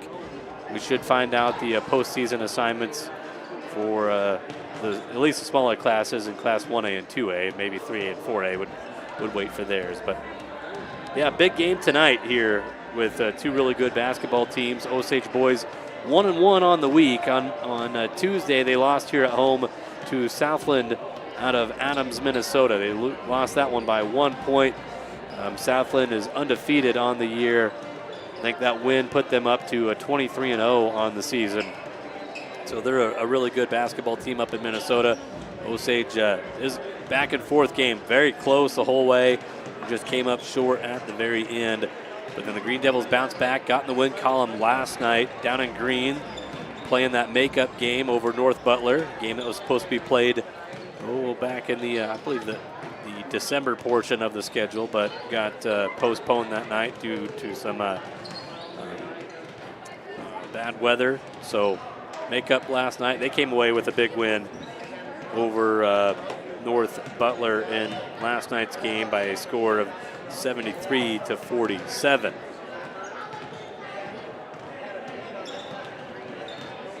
So a couple more minutes before they'll go through starting intros. We can tell you the starters as we write them down here real quick. Starting lineup for your visiting Northwood-Kensett Vikings. They'll go with number 12, Colby Eskildson, a 6'6 senior, averaging almost 21 points per game. He had 28 in the first meeting against Osage this year. He is signed to go play football at the University of Northern Iowa, and he's going to be a tackle for the Panthers next year. So very talented athlete. He was Conference Player of the Year last year and very likely going to be Conference Player of the Year this year. Number 20, also in the starting lineup here for Northwood-Kensett, number 20, Evan Lorenzen, a 6-foot senior, averaging almost 12 points a game. He had 18 in the first meeting against the Green Devils. Number 22, Cooper Juleseth. He is a 6'5 senior, averaging just under 15 points a game. Number 24, Carter Anderson, a 6'3 senior, averaging 7 points. And then number 32, Landon Nelson, a 6-foot sophomore, averaging 3.5. Derek Varner, the first-year head coach for Northwood-Kensett. And again, they are 18-2 overall, 11-1 in conference play. A win tonight, and Coach Varner's squad has themselves an outright conference title. But Osage, they're trying to play spoiler on that and make it a two-way tie to end the night.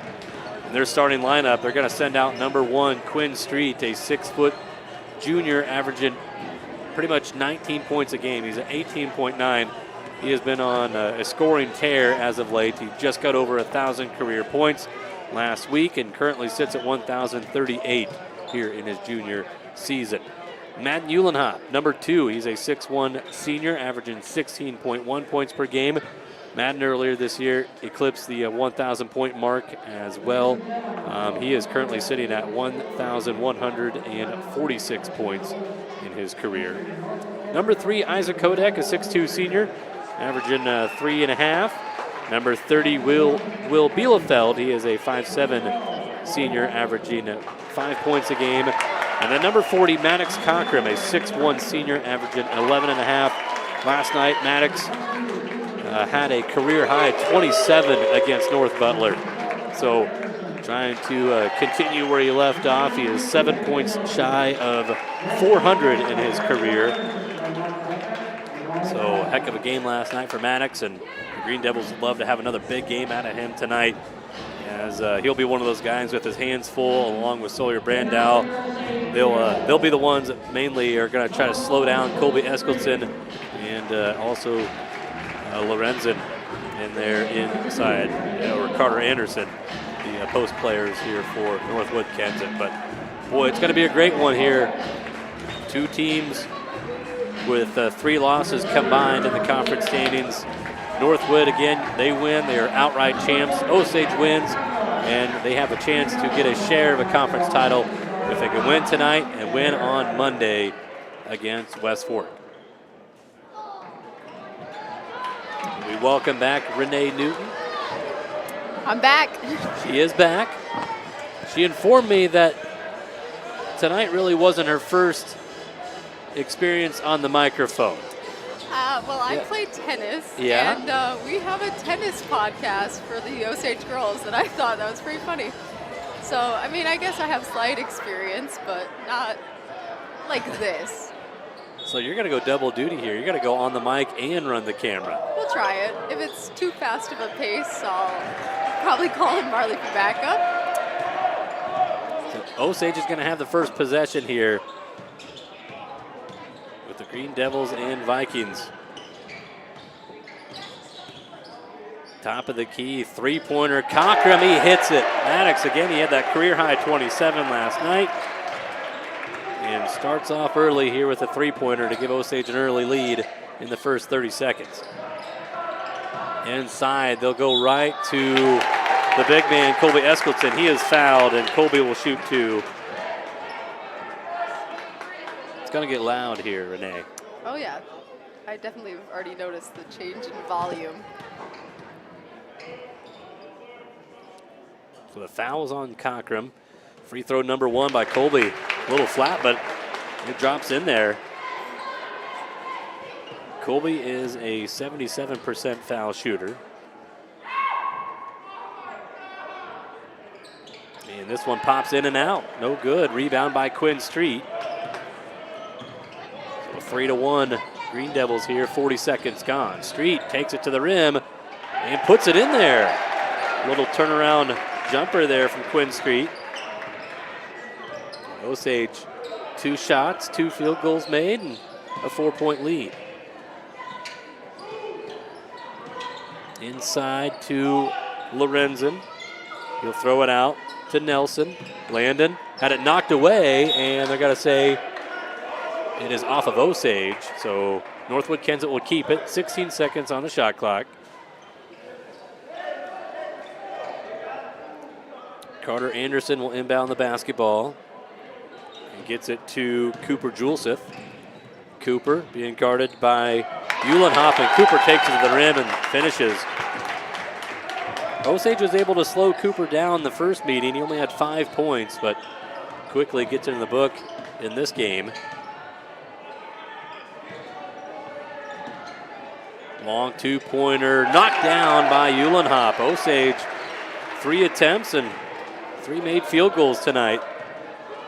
Perfect start here to begin this one. Back up by 4.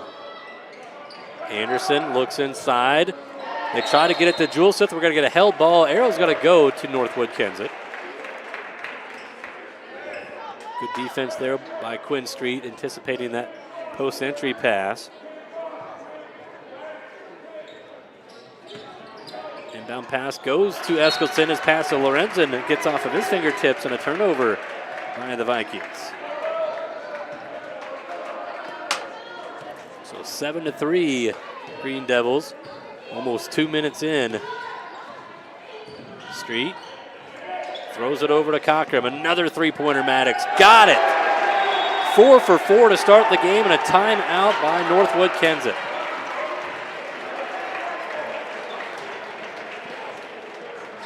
So Cochran had 27 last night.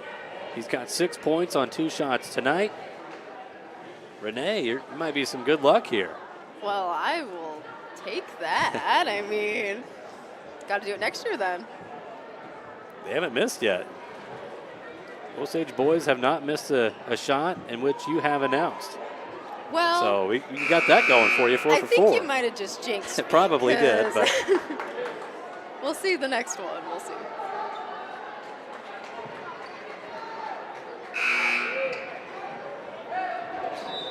So we'll get back to basketball here. Northwood-Kensett with possession here out of the timeout, trying not to dig themselves in too deep of a hole.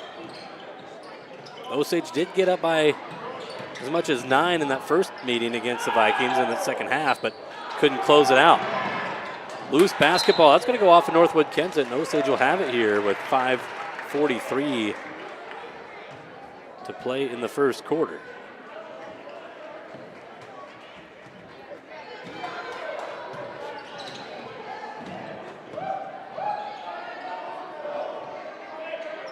Three-pointer, Uhlenhop, he hits it. They're 5 for 5 tonight. And 3 of them are three-pointers. Inside, they try to get it to Cooper, but deflected. Osage on the other end. Street with a three-pointer. It's no good, but he travels before the shot, so still perfect, Renee. Doesn't count. Probably start quitting while I'm ahead here, but 13-3.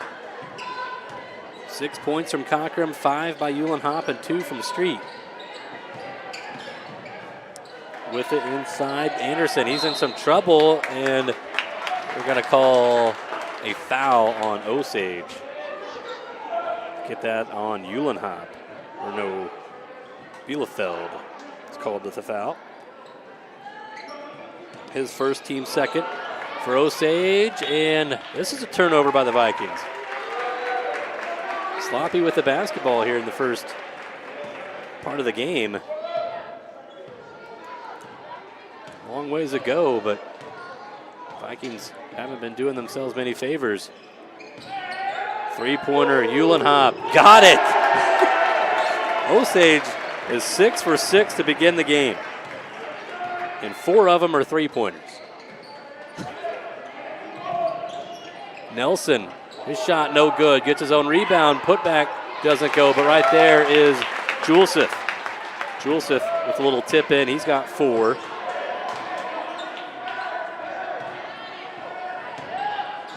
To 5. 4:16. 16-5. I had it right. They had it wrong on the scoreboard for a while. They put the wrong points on the wrong team. So 16-5 is the score. This is Griffin Eulenhop, who just came in along with Sawyer Brandow for the Green Devils as Street takes it to the rim. His shot no good. Brandow has a rebound, and then they're going to call a travel. He took a little step there. See, maybe my good luck's only on like the farther shots. Yeah, three-pointers. I guess they haven't missed a three-pointer yet. We'll go with that now. 4 for 4 on threes tonight are the Green Devils, 2 each by Eulenhop and Cochran. Lob inside to Eskildsen, and underneath the rim a little bit. Gets blocked by the bottom of the backboard, but gets his own rebound and scores it. So 16-7 with 3.5 to go. First field goal of the game for Colby Eskildsen. Made a free throw earlier. Three-pointer, Eulenhop pops in and out. It's only a matter of time before they miss one, as much as I kept talking about it. Now that we'd said it, I mean, it's just. Nice spin move by Juleseth, but can't finish. Rebound by Griffin Eulenhop. Hands off to Street, who brings it up the court. Quinn gets a screen from Brandow, pulls it up at the foul line, leaves it short, deflects a pass. It's picked up by Anderson for Northwood-Kensett. With 2 minutes, 45 seconds to play in the first quarter. Lob inside Eskildsen. And Osage doing all they can to guard him up, but Colby using that 6'6" frame and the size makes it a 7-point game.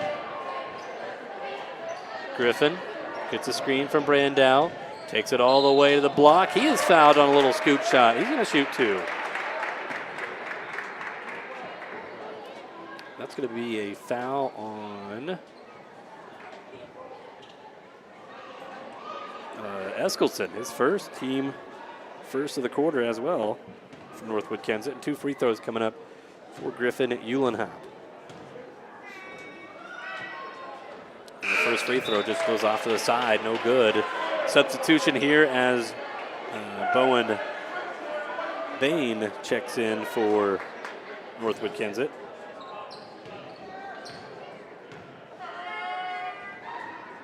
Second free throw is good from Griff.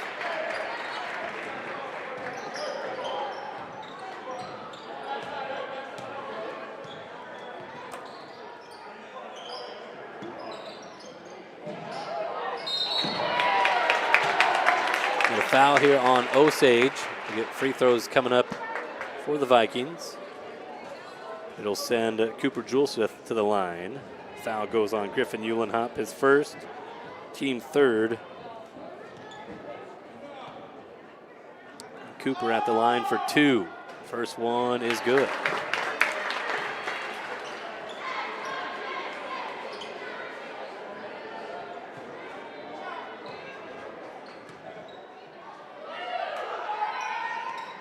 And he hits them both.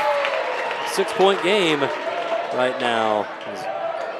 Northwood has clawed their way back. A little 5-0 run.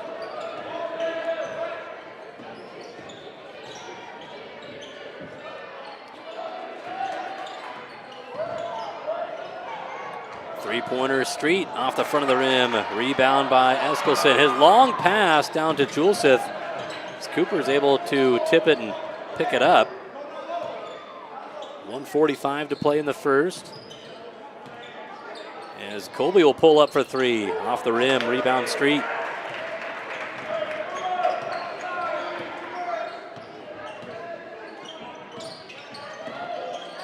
Griff dribbles it in the corner, passes it out to his brother Madden. Top of the key, deep 3. No good. Battle for the rebound. Brandow couldn't get it as Eskildsen grabs it. Minute 15 to go in the first. Well, Osage has definitely cooled off a little bit from their hot start as Northwood-Kensett, they're starting to warm up. Cooper Juleseth, he has got 8 points in this one after only scoring 5 in the first meeting.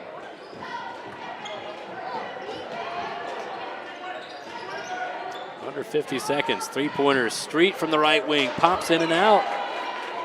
One and done, and rebound by Eskildsen.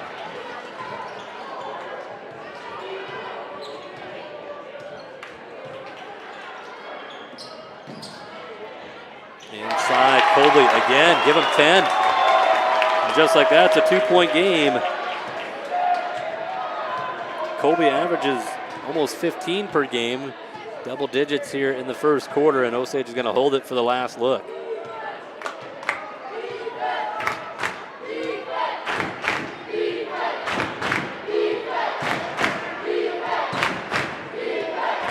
Madden pulls up, long two, off the heel of the rim, rebound by Brandow, over to Street. Street shot, no good. It's going to go off the Northwood-Kensett, but time expires, and we've played a quarter. 17-15 after 8. This game's leaving up to the hype. Yeah, I knew it was supposed to be a very good one, but wow. So scoring for Osage, 2 points from Quinn Street, 8 by Madden Uhlenhop, 1 from Griffin Uhlenhop, and 6 points from Maddox Cockrum. For Northwood-Kensett, 5 points by Colby Eskildsen, and then 10 from Cooper Juleseth. 2 players with all 15.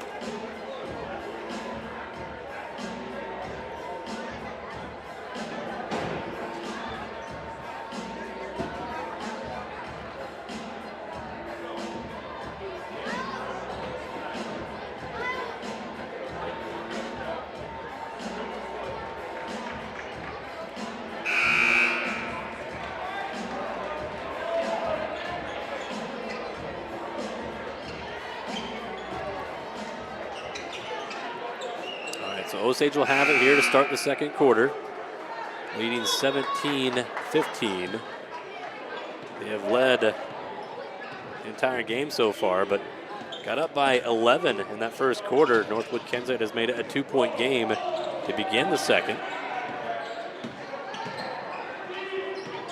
Bielefeld pulls up, passes over to Street. Quinn needs some help. Gets it to Hodek. Back to Uhlenhop. 10 seconds on the shot clock. Street, he's going to step on the sideline.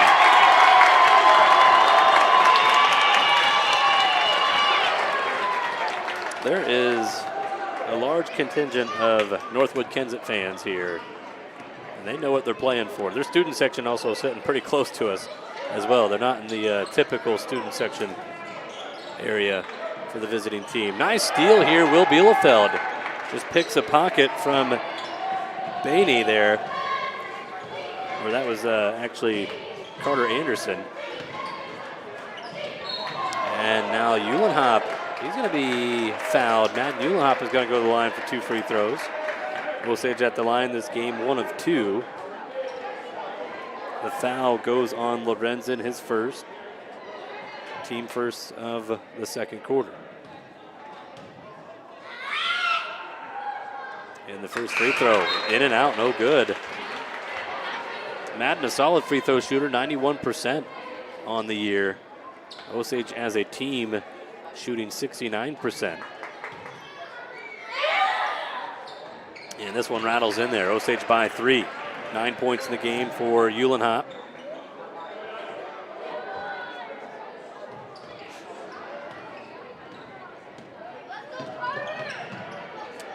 Eskildsen passes over to Lorenzen, over to Nelson, far corner to Anderson. Anderson works it in. Kind of a layup, alley-oop attempt there going to Juleseth, but he couldn't score it.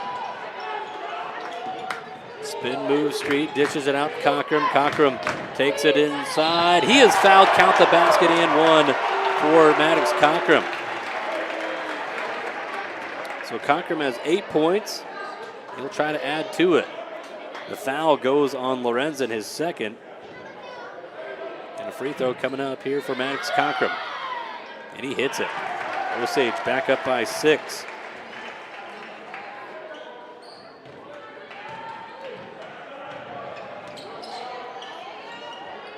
Lorenzen being guarded by Street. Over to Nelson. Landon's pass over to Anderson. Carter goes baseline, kicks it out to Eskildson. Finds Julesith.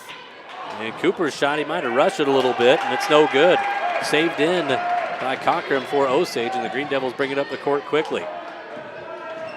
Madden, bounce pass here to Street. Quinn will reset the offense. Just over 6 minutes to go in the first half. Bielefeld dishes to Cochran. Three-pointer, got it. His third three-pointer of the night, and he's got 12 points. His career high last night at 27 could be in jeopardy the way he's going. Three-pointer, Anderson rolls in and out. Rebound by Street.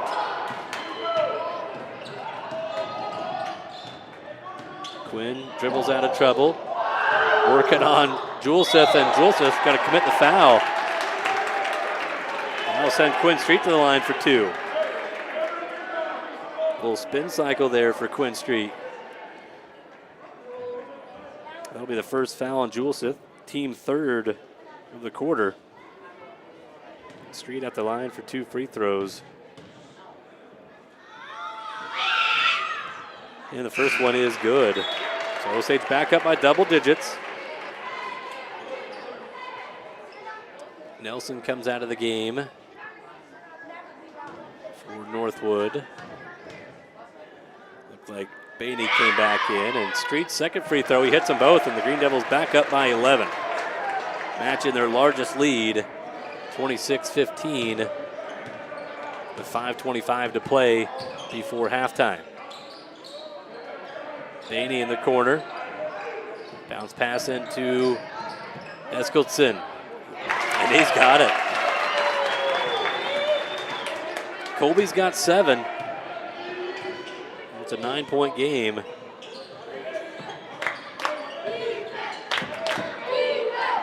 Inside, trying to get it to Cochran, deflected.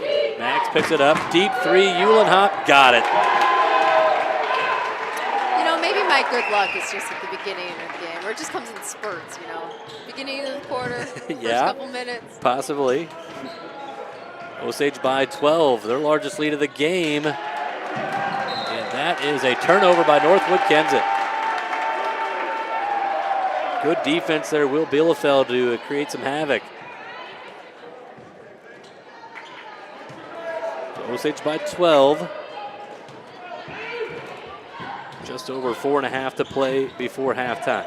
Bielefeld gets a screen from Cochran.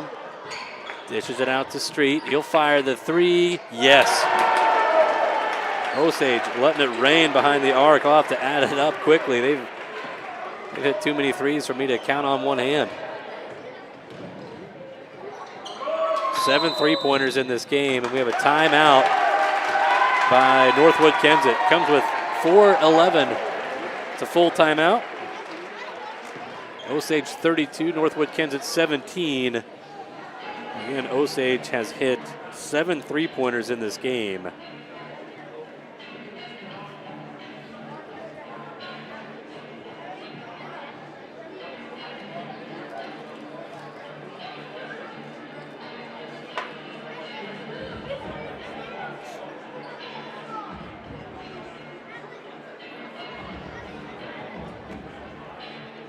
Looking here, you got 7 points in the game from Quinn Street. 12 by Madden Uhlenhop, and then 12 from Maddox Cochran, and 1 point from Griffin Uhlenhop. Still all 17 points for Northwood-Kensett coming from Colby Eskildson and Cooper Julesith. Eskildson with 7, Julesith with 10.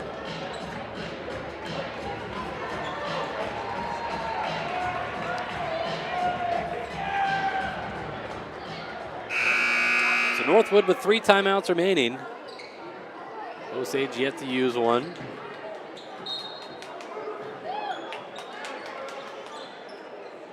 We're back at it here in the second quarter. Pass gets away from Anderson. He's able to corral it. Julesith, bounce pass to Anderson. Carter picks up the dribble, shot off the glass and in. So Carter Anderson into the book. He averages 7 a game.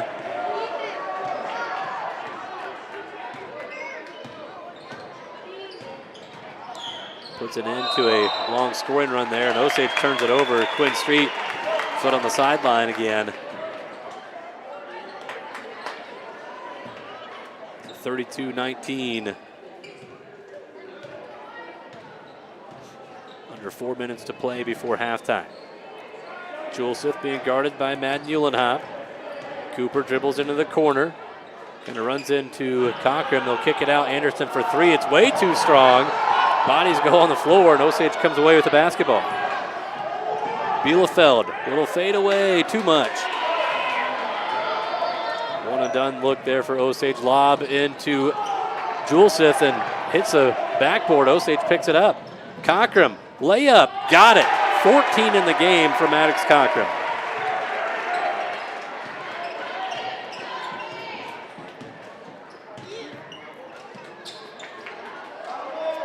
He has been playing some good basketball the last 6 quarters. As there's a putback from Eskildsen. Colby's got 9. Osage by 13. Three-pointer, no good. Rebound by Northwood-Kensett. Can't believe that Cochran missed a shot. He deflects it, pass inside to Eskildsen. Gosh, you just can't, the way that Maddox is playing, you just can't find a way to take him off the court right now.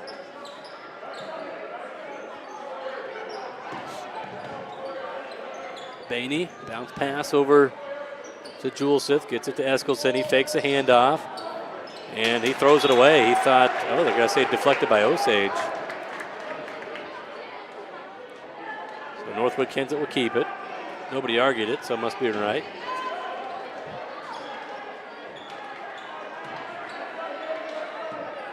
The inbound pass goes to Lorenzen. Back over to Anderson.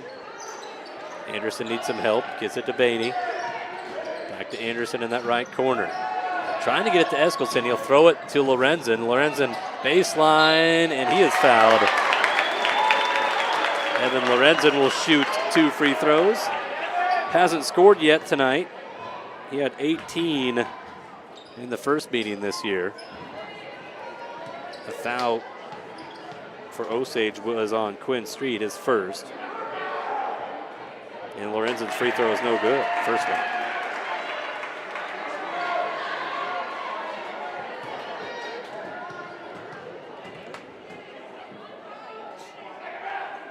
Second free throw is good. Puts Lorenzen in the book. And the score now, Osage 34, Northwood-Kensett 22.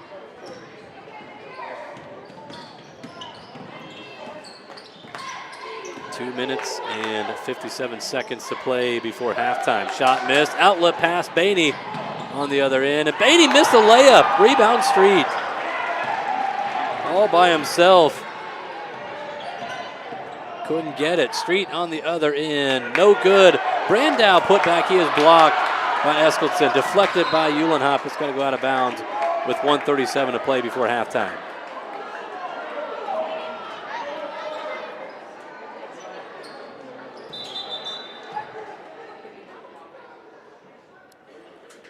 Stoppage here. Something down at the table.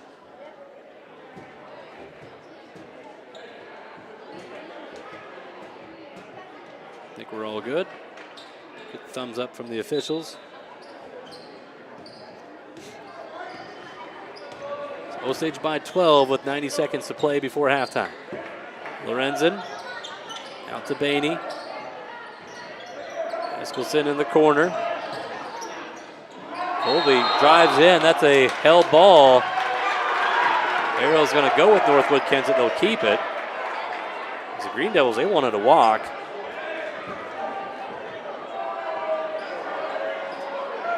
.19 seconds on the shot clock. Northwood will throw it in. Carter Anderson, the inbound. It's deflected by Brandow.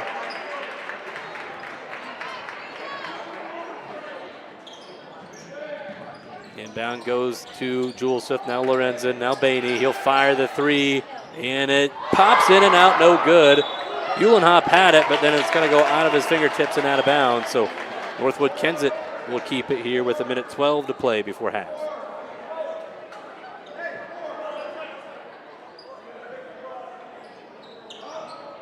Pass to Eskelson, deflected by Uhlenhop. He'll pick it up in the corner, fire a corner three, and makes it hurt.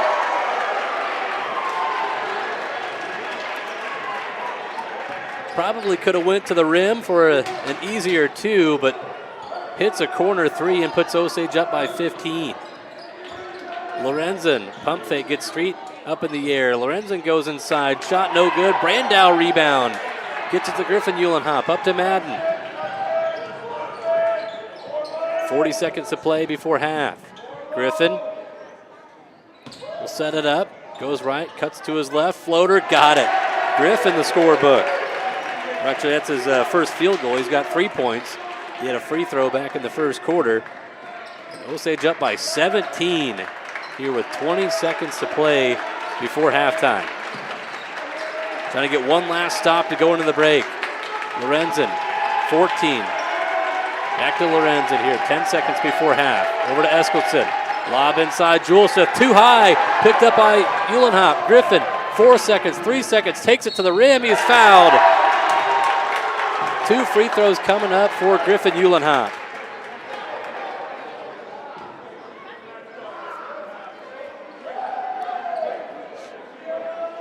It was Northwood's 4th foul. It goes on Bowen Baney. Osage in the bonus the rest of the way, but not really going to matter. There's only a second to play before half as Griff's first free throw misses.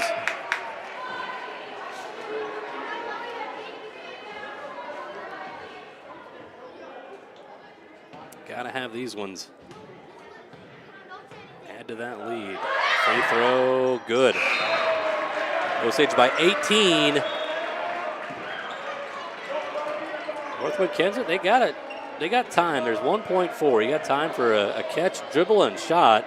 So Osage is going to come up and play a little bit more aggressively on defense. Anderson's three-quarter attempt is no good. Boy, it hit the back of the rim. That was scarily close, actually. I would have. Heck of a throw there by Carter Anderson, but we hit halftime. Renee, a perfect start here for Osage, up by 18 at the break.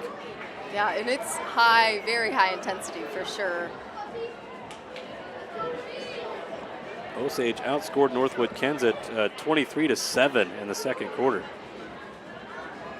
Add up the numbers for you here in the first half. You got 7 points by Quinn Street, 15 from Madden Uhlenhop, 4 points from Griffin Uhlenhop, 14 from Maddox Cockrum.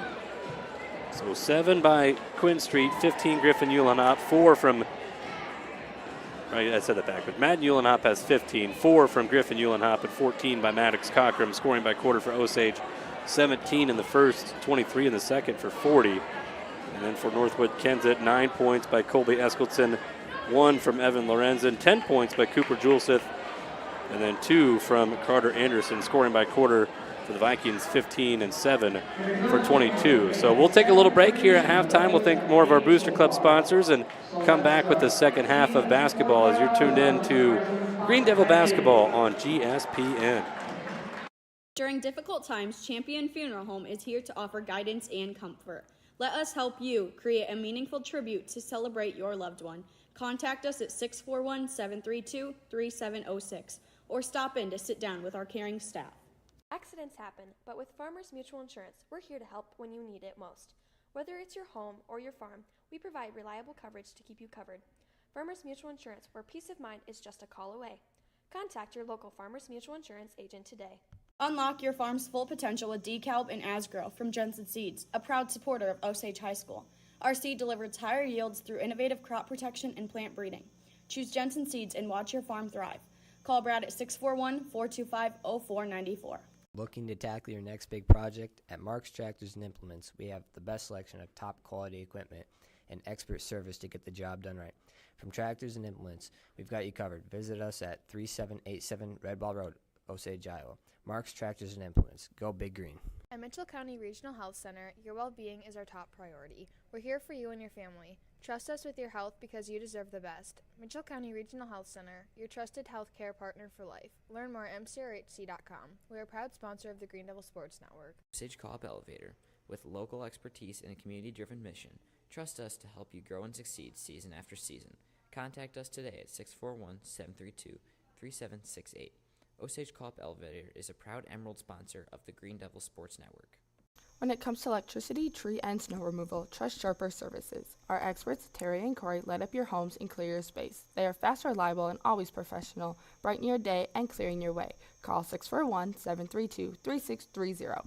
We are proud to support the Osage Green Devils. Protect what matters most with State Farm. Our unique plans offer peace of mind and a reliable coverage for you and your loved ones. Stop in and visit Craig Eisman at 1429 Main Street in Osage to get a quote today and experience the difference of personalized Green Devil service. Ready to take your career to the next level? Join the team where the action never stops. As a proud sponsor of Osage Athletics, A-to-Z Drying is currently hiring. Contact HR at 641-732-8505. A-to-Z Drying is an equal opportunity employer. Go Green Devils. During difficult times, Champion Funeral Home is here to offer guidance and comfort. Let us help you create a meaningful tribute to celebrate your loved one. Contact us at 641-732-3706 or stop in to sit down with our caring staff. Farmers Mutual Insurance, your local Osage, Iowa insurance carrier, aims to attract individuals who want reliable and top-notch insurance solutions for them and their families. Our policies help protect what matters most. Contact your local Farmers Mutual Insurance agent today. We are a proud supporter of the Osage Green Devil Sports Network. Unlock your farm's full potential with DeKalb and Asgrow from Jensen Seeds, a proud supporter of Osage High School. Our seed delivers higher yields through innovative crop protection and plant breeding. Choose Jensen Seeds and watch your farm thrive. Call Brad at 641-425-0494. Looking to tackle your next big project? At Mark's Tractors and Implements, we have the best selection of top quality equipment and expert service to get the job done right. From tractors and implements, we've got you covered. Visit us at 3787 Red Ball Road, Osage, Iowa. Mark's Tractors and Implements. Go Big Green. At Mitchell County Regional Health Center, your well-being is our top priority. We're here for you and your family. Trust us with your health because you deserve the best. Mitchell County Regional Health Center, your trusted health care partner for life. Learn more at mcrhc.com. We are a proud sponsor of the Green Devil Sports Network. Osage Co-op Elevator is more than just grain storage. From agronomy to animal feed, propane to expert grain marketing, we've got your farm covered. Visit online at osagecoop.com for all your agricultural needs. Proud supporter of your Green Devils. When it comes to electricity, tree, and snow removal, trust Sharper Services. Our experts, Terry and Corey, light up your homes and clear your space. They are fast, reliable, and always professional, brightening your day and clearing your way. Call 641-732-3630. We are proud to support the Osage Green Devils. Protect what matters most with State Farm. Our unique plans offer peace of mind and a reliable coverage for you and your loved ones. Stop in and visit Craig Eisman at 1429 Main Street in Osage to get a quote today and experience the difference of personalized Green Devil service. Ready to take your career to the next level? Join the team where the action never stops. As a proud sponsor of Osage Athletics, A-to-Z Drying is currently hiring. Contact HR at 641-732-8505.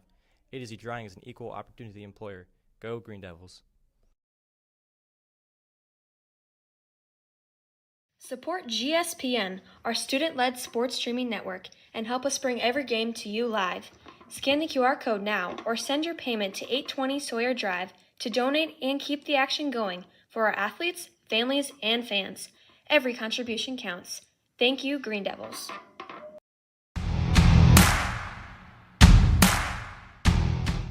From the opening whistle to the final buzzers, officials dedicate their time, knowledge, and effort to every game. They're not just enforcing the rules, they are shaping young athletes into better players and better people.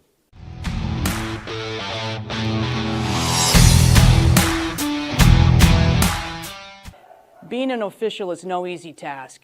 They spend hours training and show commitment and resilience. They show up because they believe in our student athletes.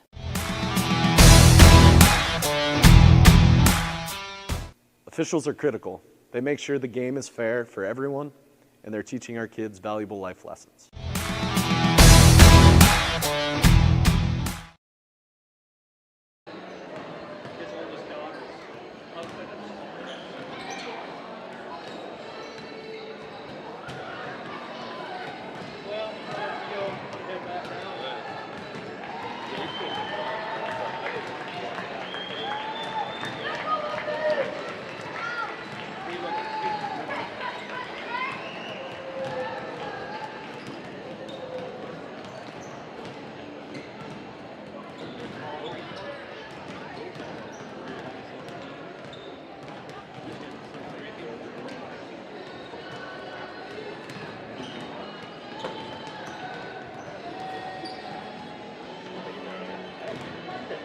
So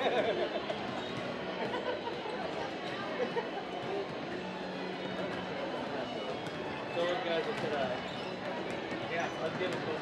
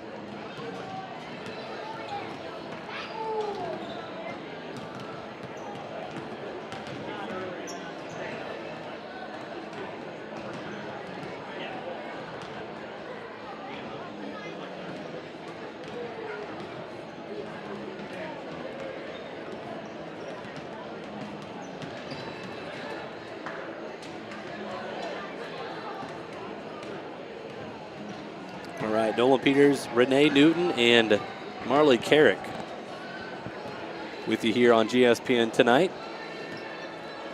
As we're at halftime of the boys' game, Osage leading 40-22 as we get ready to start the second half. Earlier tonight, Osage girls got the win 65-22 to pick up their 9th win of the year. So the Osage ladies 9-10 on the year and 6-7 in conference play with one more conference game coming up on Monday. Earlier tonight for girls wrestling, it was 2 state champions for Ainsley Heeman and Gable Heeman. They got pins, and then Maddie Swenson got a pin to finish in 5th place. So currently right now, Osage girls are in 3rd place, 9 points ahead of Decorah. So trying to bring home a team trophy.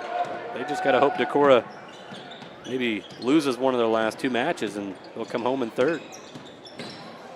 So back to basketball here, and Quinn Street gets the scoring started. He's got 9 points with a jumper to begin the second half, and Osage up by their largest lead here at 20 points. A 25-7 run going back to the second quarter. Cooper Juleseth couldn't get the shot. Rebound Cockram. Street brings it up the court. Quinn takes it right to the basket. A little scoop attempt, no good. Juleseth playing great defense on Street.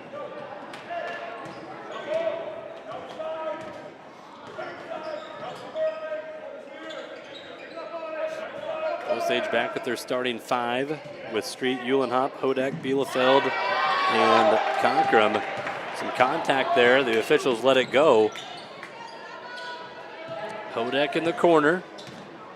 Isaac dribbles and hands off to Maddox Conkram. He had a career high 27 last night. He's got 14 in this one. So if he can double that up, he'll have himself another career high. Maddox takes it into the paint.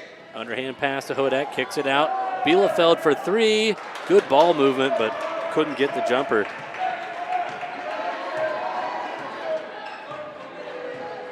.6:20 to go in the third.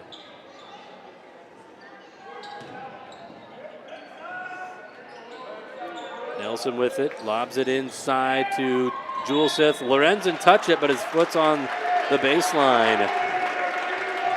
So that's off of Northwood-Kensett. And Osage will have it. Renee, what's your second half keys to victory here for Osage? Well, I mean, you definitely they have definitely figured out that Northwood is trying to feed Colby, especially on inbounding. When they whacked it away, they knew it was coming to them. So I mean, they've definitely found their main attempt of scoring at least. Yep. But you can tell they're all kind of guarding him more. They understand when they're not gonna pass it to him, but they know they're always trying to look for him. Anderson lost a handle. Osage on the other end. They're going to get a foul. Uhlenhop is about to fire a 3, but not before they're going to get a foul here on Juleseth on Bielefeld. It's on the floor. That's Cooper's second. Team first of the quarter.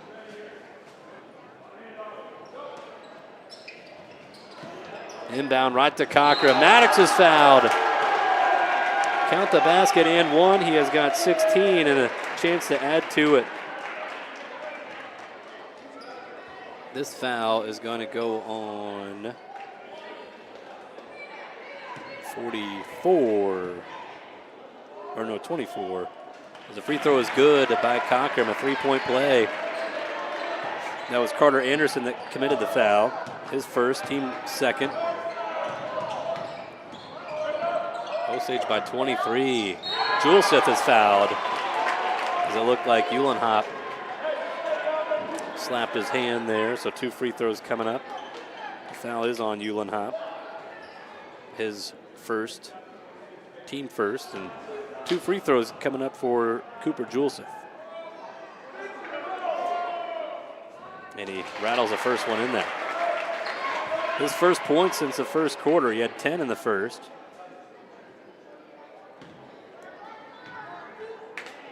One more free throw coming up. And this one too much. Rebound by Cochran.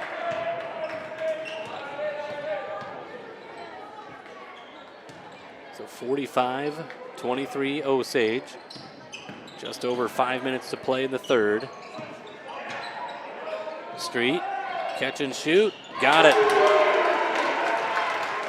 Osage with 9 made threes in this game. Is that good, Renee? 9 threes in a game? Well, I mean, for JV, I mean, it's great. You're supposed to say it ain't bad. But no, 9 threes that's impressive. Out to Street, the right wing. Who knows, he might pull the trigger again. Gets a screen a little bit from Hodek. Street, over to Hodek. Out to Madden. 12 on the clock. Madden drives inside. High shot off the top of the glass. Rebound by Eskelson. Up to Lorenzen. Evan had it ripped away by Hodek. It's going to be last touch by Hodek. 4:11 to play in the third quarter.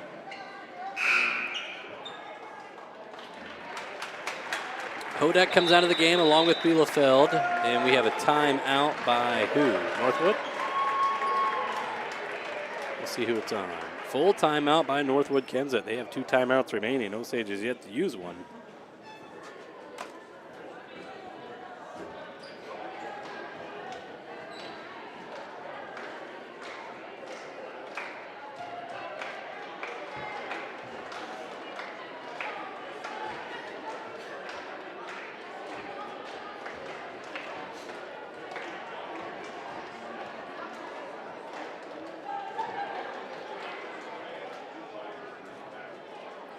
Trying to check and see here if Decorah's wrestled one of their last 2 matches yet. I think Decorah would have to get 2 pins to tie Osage. So my math, which is not correct, but I think Osage is no worse than a tie for third, which would be awesome. That would be just great, especially with the 2 girls winning state. That's amazing on their part.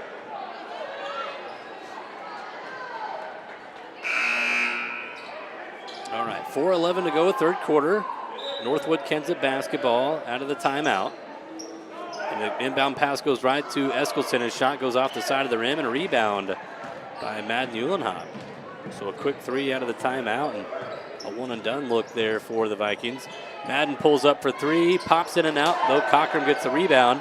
Maddox dishes to Uhlenhop. Madden's shot rolls in there. I thought it was going to fall off the rim, but it drops, and he's got 17. And Osage goes up by 27.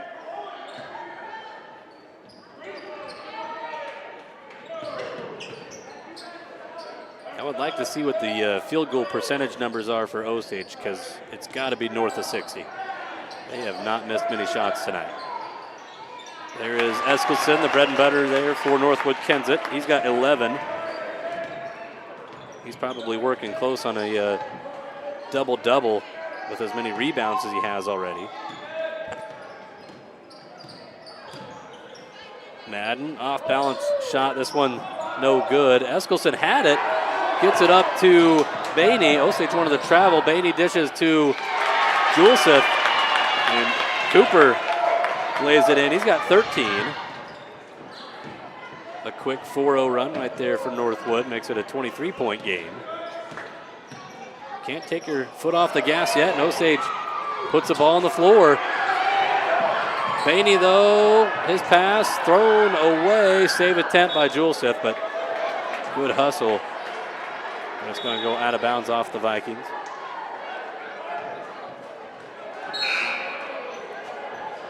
Substitution here as Isaac Hodak comes into the game for Sawyer Brandow for the Osage.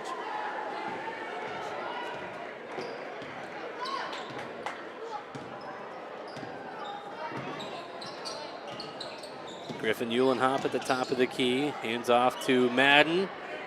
His three-pointer no good. You could tell right away he knew he missed it. It was on the other end. Juleseth couldn't get the layup. Rebound by Hodak. Good defense by Cockrum. Kind of pulled the rug out from beneath Juleseth. Three-pointer, Cockrum hits it again. He is 4 for 4 on threes tonight. Timeout by Osage. A 30-second timeout called by Coach Braun. Probably called that one before the fire alarm went off because Maddox Cockrum is having himself a game. He's got 19 points. 4 for 4 on threes. Yeah, he's doing very well tonight for sure. If you could continue getting that contribution from Maddox Cockrum along with what Quinn Street and Matt Eulenhop have been doing this year, that's be a pretty good recipe for postseason basketball for Osage. Having 3 different players that could go off and drop 20 on you any night.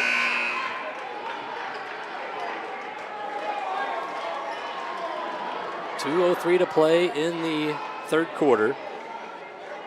Viking basketball out of the Osage timeout. Osage showing some full court pressure here. Anderson gets away from Hodak a little bit. Passes over to Lorenz and he lost the handle. Gets it over to Juleseth and gets that one off the glass and in. Kind of looked like Cooper just threw it up, but he makes it. He's got 15. 53-29. With almost a minute and a half to go in the third quarter.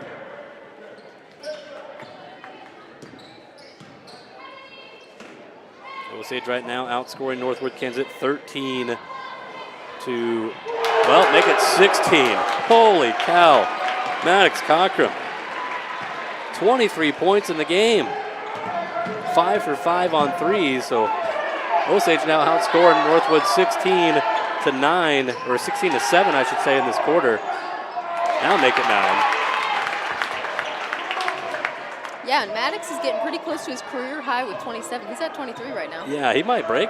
Well, unfortunately, there's less than a minute to go. Yeah. I was going to say he could probably break it in the third quarter. Hodak for 3, can't get it.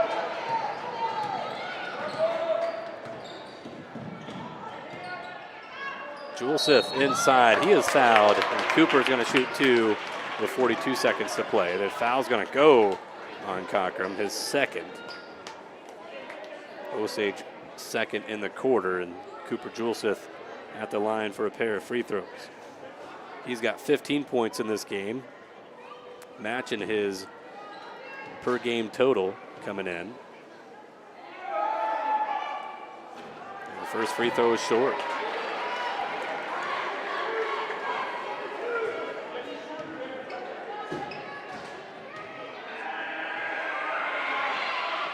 He missed them both. Rebound by Eulenhop.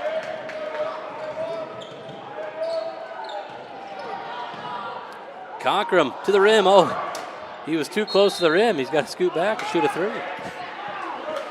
Ball's going to go off of Hodak. But 2 good nights in a row from Maddox Cockrum. 27 last night. 23 tonight. Lorenz's pass deflected, though picked up. And then Cockrum deflects it. And they're going to say it's off of Northwood-Kensett.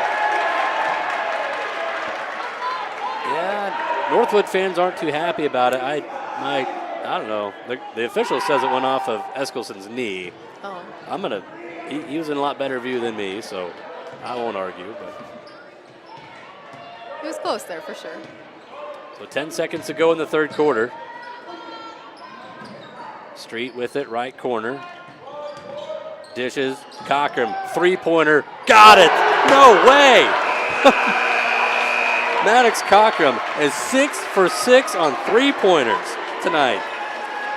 He has got 26 after three, one shy from tying his career high. That is insane for sure. You've got to be kidding me. What a game, Maddox Cochran. Northwood's only beaten him by 5. Wow. Osage outscores Northwood-Kensett 19-9 in the quarter.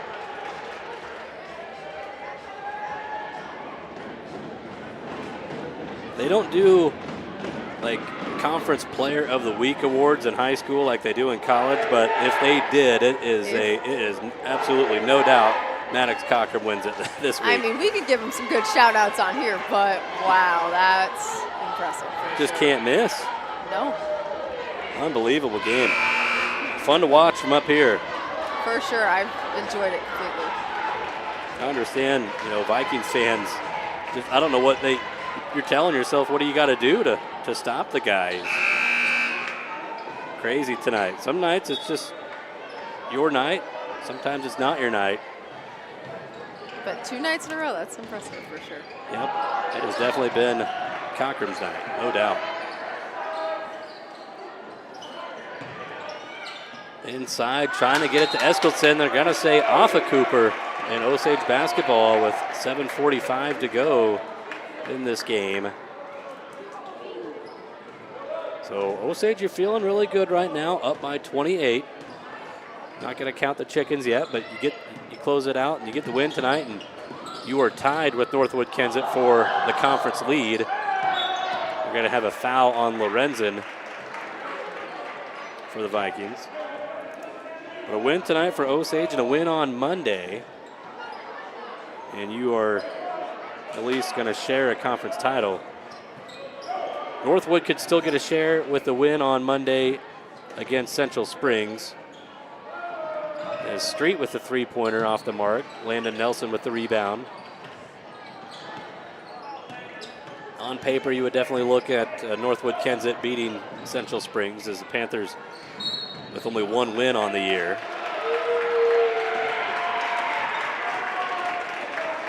These refs are watching those lines pretty dang good. I mean, and it's a young crew too. Yeah. This is by far the youngest officiating crew we've seen, and that's good to see, getting some more younger guys. Now, I don't know how long they've been officiating, but I would say they're all definitely under 36 years old. if I hadn't seen them in their stripes, I wouldn't have been surprised if some of them could play. I mean, they're younger for sure. Griffin Uhlenhop, a little reverse layup there, puts Osage up by 30. Yes, you're seeing that right. Now it's back to a 28-point game, but I didn't see this coming. Osage has clamped things down defensively, and their offense has just been on fire, especially number 40. He needs one more bucket to get a new career high. We'll see if Osage tries to get it to him here in the final 6.5 minutes. Maddox Cochran 6 for 6 on threes. Griffin Uhlenhop having a really good game. He's got 8 points tonight off the bench.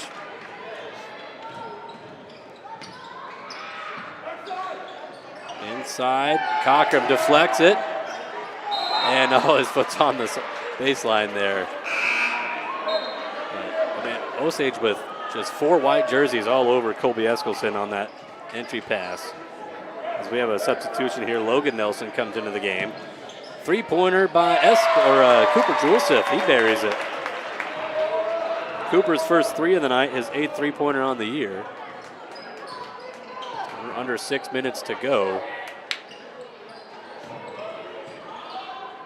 Cochran spins, pump fake, kicks it out. Street for 3 at the right wing. He hits it. Quinn Street with 15.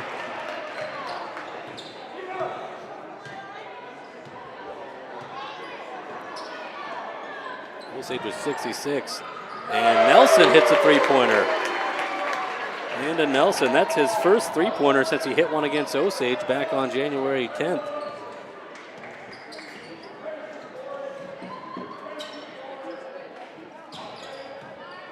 Griffin Uhlenhop spins, takes it to the rim. Little Griff couldn't quite get it. Nelson with the rebound. Nice drive inside by Griff. Juleseth, little fadeaway jumper, no good. Rebound by Madden Uhlenhop. Under 5 minutes to go in this one. Cockrum to Griff. See if we get one more basket here for number 40. Oh, I'm hoping so. It'd be pretty fun to watch. Yeah, go back-to-back career highs.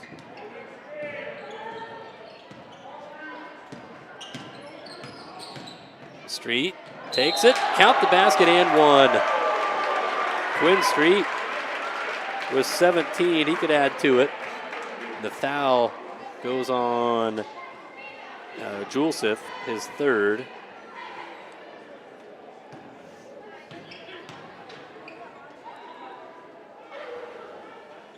The free throw leaves it short. Rebound by Juleseth. 68-39.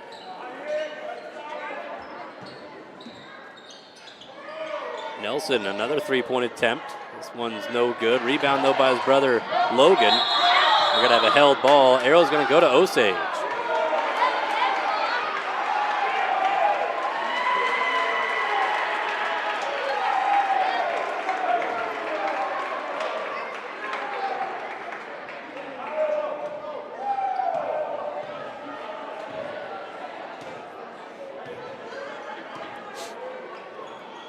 Approach 4 minutes to go. Osage looking to close this one out. It's been all Green Devils all game. Knocked away by Nelson. Picked up, though, Hodek. Over the head pass to Street for three. Got it. That was quite the play. Timeout. That was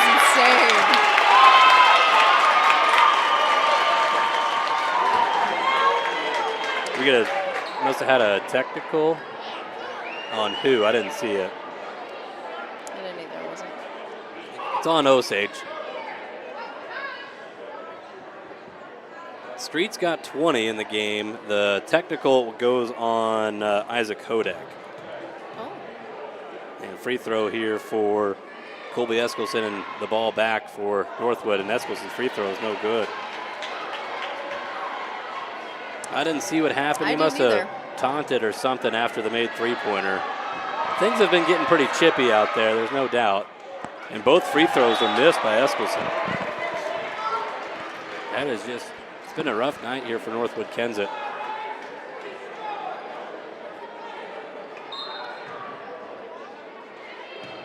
Osage caught fire early. They made their first 7 shots of the game. They never trailed. Logan Nelson catch and shoot three. He hits it. It's his 5th three-pointer on the year. 71-42 with 3.5 to go. It's going to go off of Northwood.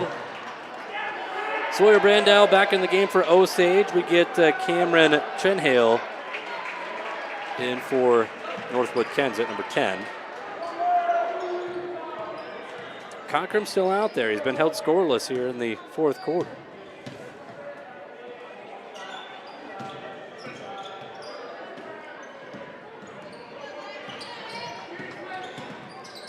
Griff, pass deflected and stolen away by Landon Nelson.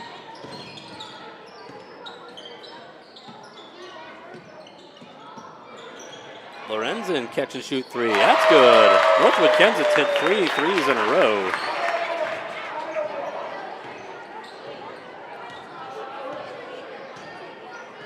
Osage lead is 26 with under 3 minutes to play.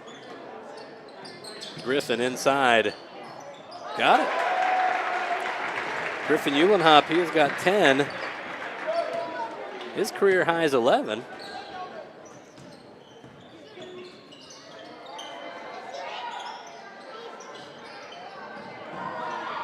Nelson takes it to the rim. I think Cocker may have got a hand on that. Matt Newland brings it up the court. 2:20 to play.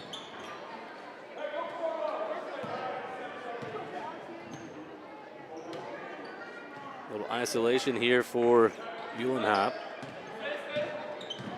Cochran went out to give him a screen. Now Street will fire the three. No good. Rebound by Juleseth. Cooper dishes to Nelson. He rushed it. Lorenzen right there for a putback. No good. And then Landon Nelson cleans it up. Landon's got 5 here in this fourth quarter. There's under 2 minutes to go.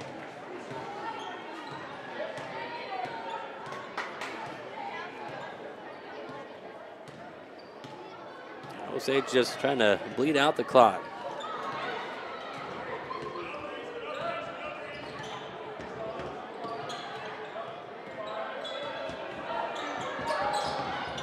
Street with it. 7 on the shot clock. He'll take it to the rim and lay it in with the right hand. Quinn Street with 22 in the game. He's had 15 points here in the second half. Kick it out, Lorenzen for 3. He hits it. Well, Northwood's caught fire, but just a little too late. So we had a timeout here for subs, and well, unfortunately for Maddox Cochran, he's not going to have another career high. He's got to be 1 point away from tying last night's career high of 27. He'll close it out with 26, but heck of a game. Him and Griffin were both 1 point away for that.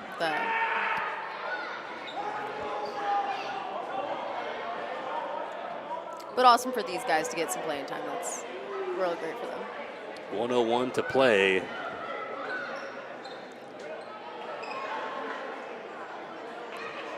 Into the game for Osage. You got Evan Bremer. Will Bielefeld brings it up the court. Tate Tabbert's in there. Cooper Street, and then Noah Gallagher, your 5 in white. Cooper Street over to Tabbert. Bielefeld back to Street. 40 seconds to go. Cooper to Tabbert.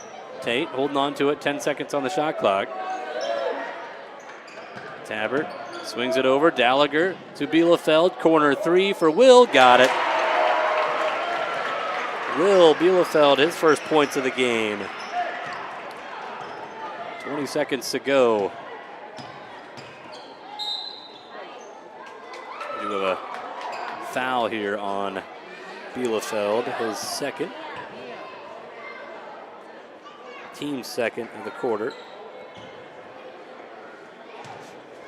Final 15 seconds to go. Logan Nelson over to Jace Lindbergh. Back to Nelson.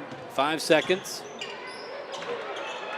Nelson picks it up, and the clock will expire, and that's the final. That was quite the game, for sure.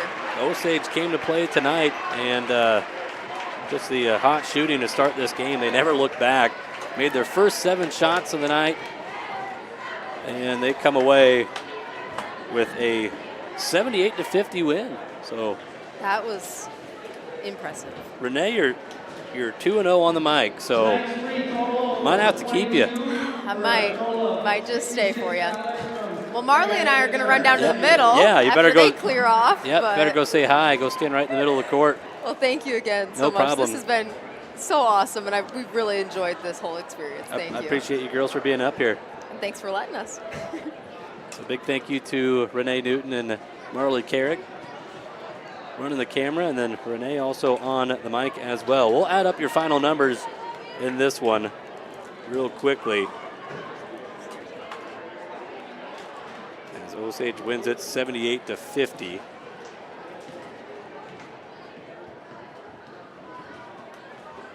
So for Osage, 22 points in the game from Quinn Street, 17 by Mad Newland-Hop, 10 from Griffin Newland-Hop, 3 points by Will Bielefeld, and 26 for Maddox Cochran. Make sure that scoring all adds up. And it does. Scoring by quarter for Osage, 17, 23, 19, 19 for 78 points. For Northwood-Kensett, they had 10 points by 15 from Colby Eskildson, 3 points by Logan Nelson, 7 points from Evan Lorenzen, 18 by Cooper Juleseth, 2 points from Carter Anderson, and 5 by Landon, Logan's younger brother. Scoring by quarter for the Vikings goes 15, 7, 9, 19 for 50. So with tonight's win for Osage, that creates a two-way tie for first place right now, as Osage boys improved to 15-4 overall, but they are 11-2 in the conference. Northwood-Kensett falls to 18-3 and 11-2 in the conference as well. So here's how it goes. Here's how it sits going into Monday's games. Northwood-Kensett is going to play Central Springs. If they win that game, they will clinch at least a share of a conference title. If Osage beats West Fork on Monday, they clinch at least a share of a conference title. So they both can get a share of a title with a win, and the other one losing, you could get an outright title. If they both were to lose and Newman Catholic were to win out, I don't know how they did tonight, but if they win tonight and then their final game next week, they could have a three-way tie for a conference title. So that's just how it looks going into Monday. So the Green Devils will play for a conference title Monday night here on GSPN against West Fork. So tune in for that one. It is a sweep tonight for Osage. The girls won earlier, 65-22. The boys win it 78-50. And our next broadcast will be coming up on Monday here on GSPN against West Fork. We do ask you, Green Devil fans, if you can contribute to a GSPN however you like. We do have postseason games coming up, and you do got to pay for postseason video rights. So if you would like to just help contribute to that, you see that QR code up there in the top right corner. Just scan that code. It takes you to the Osage Booster Club. That money would then be funneled right back into GSPN, and it could pay for postseason video rights. We're not asking for $100 or nothing, just $5 or $10 here or there, basically the price of admission if you were coming to watch a game and to support these kids. So we ask you to, any way you can, we would take your donation. You could also send a check to Osage Community Schools at 820 Sawyer Drive here in Osage, and that could do it as well. But big thank you to our Emerald sponsors here on GSPN. You've seen their logos rotating up in the top left corner. Couldn't do it without their support as well all year long. So big thank you to all of them. Also thank you to Renee Newton and Marley Carrick, our camera operators and announcers tonight. They did an outstanding job as always. And appreciate you all for tuning in. Otherwise, we're just talking to ourselves. So one final time, wins tonight for the Green Devils. Osage ladies win it 65-22. The boys win 78-50. I'm Nolan Peters. Thanks for tuning in, everybody, and have yourselves a great weekend.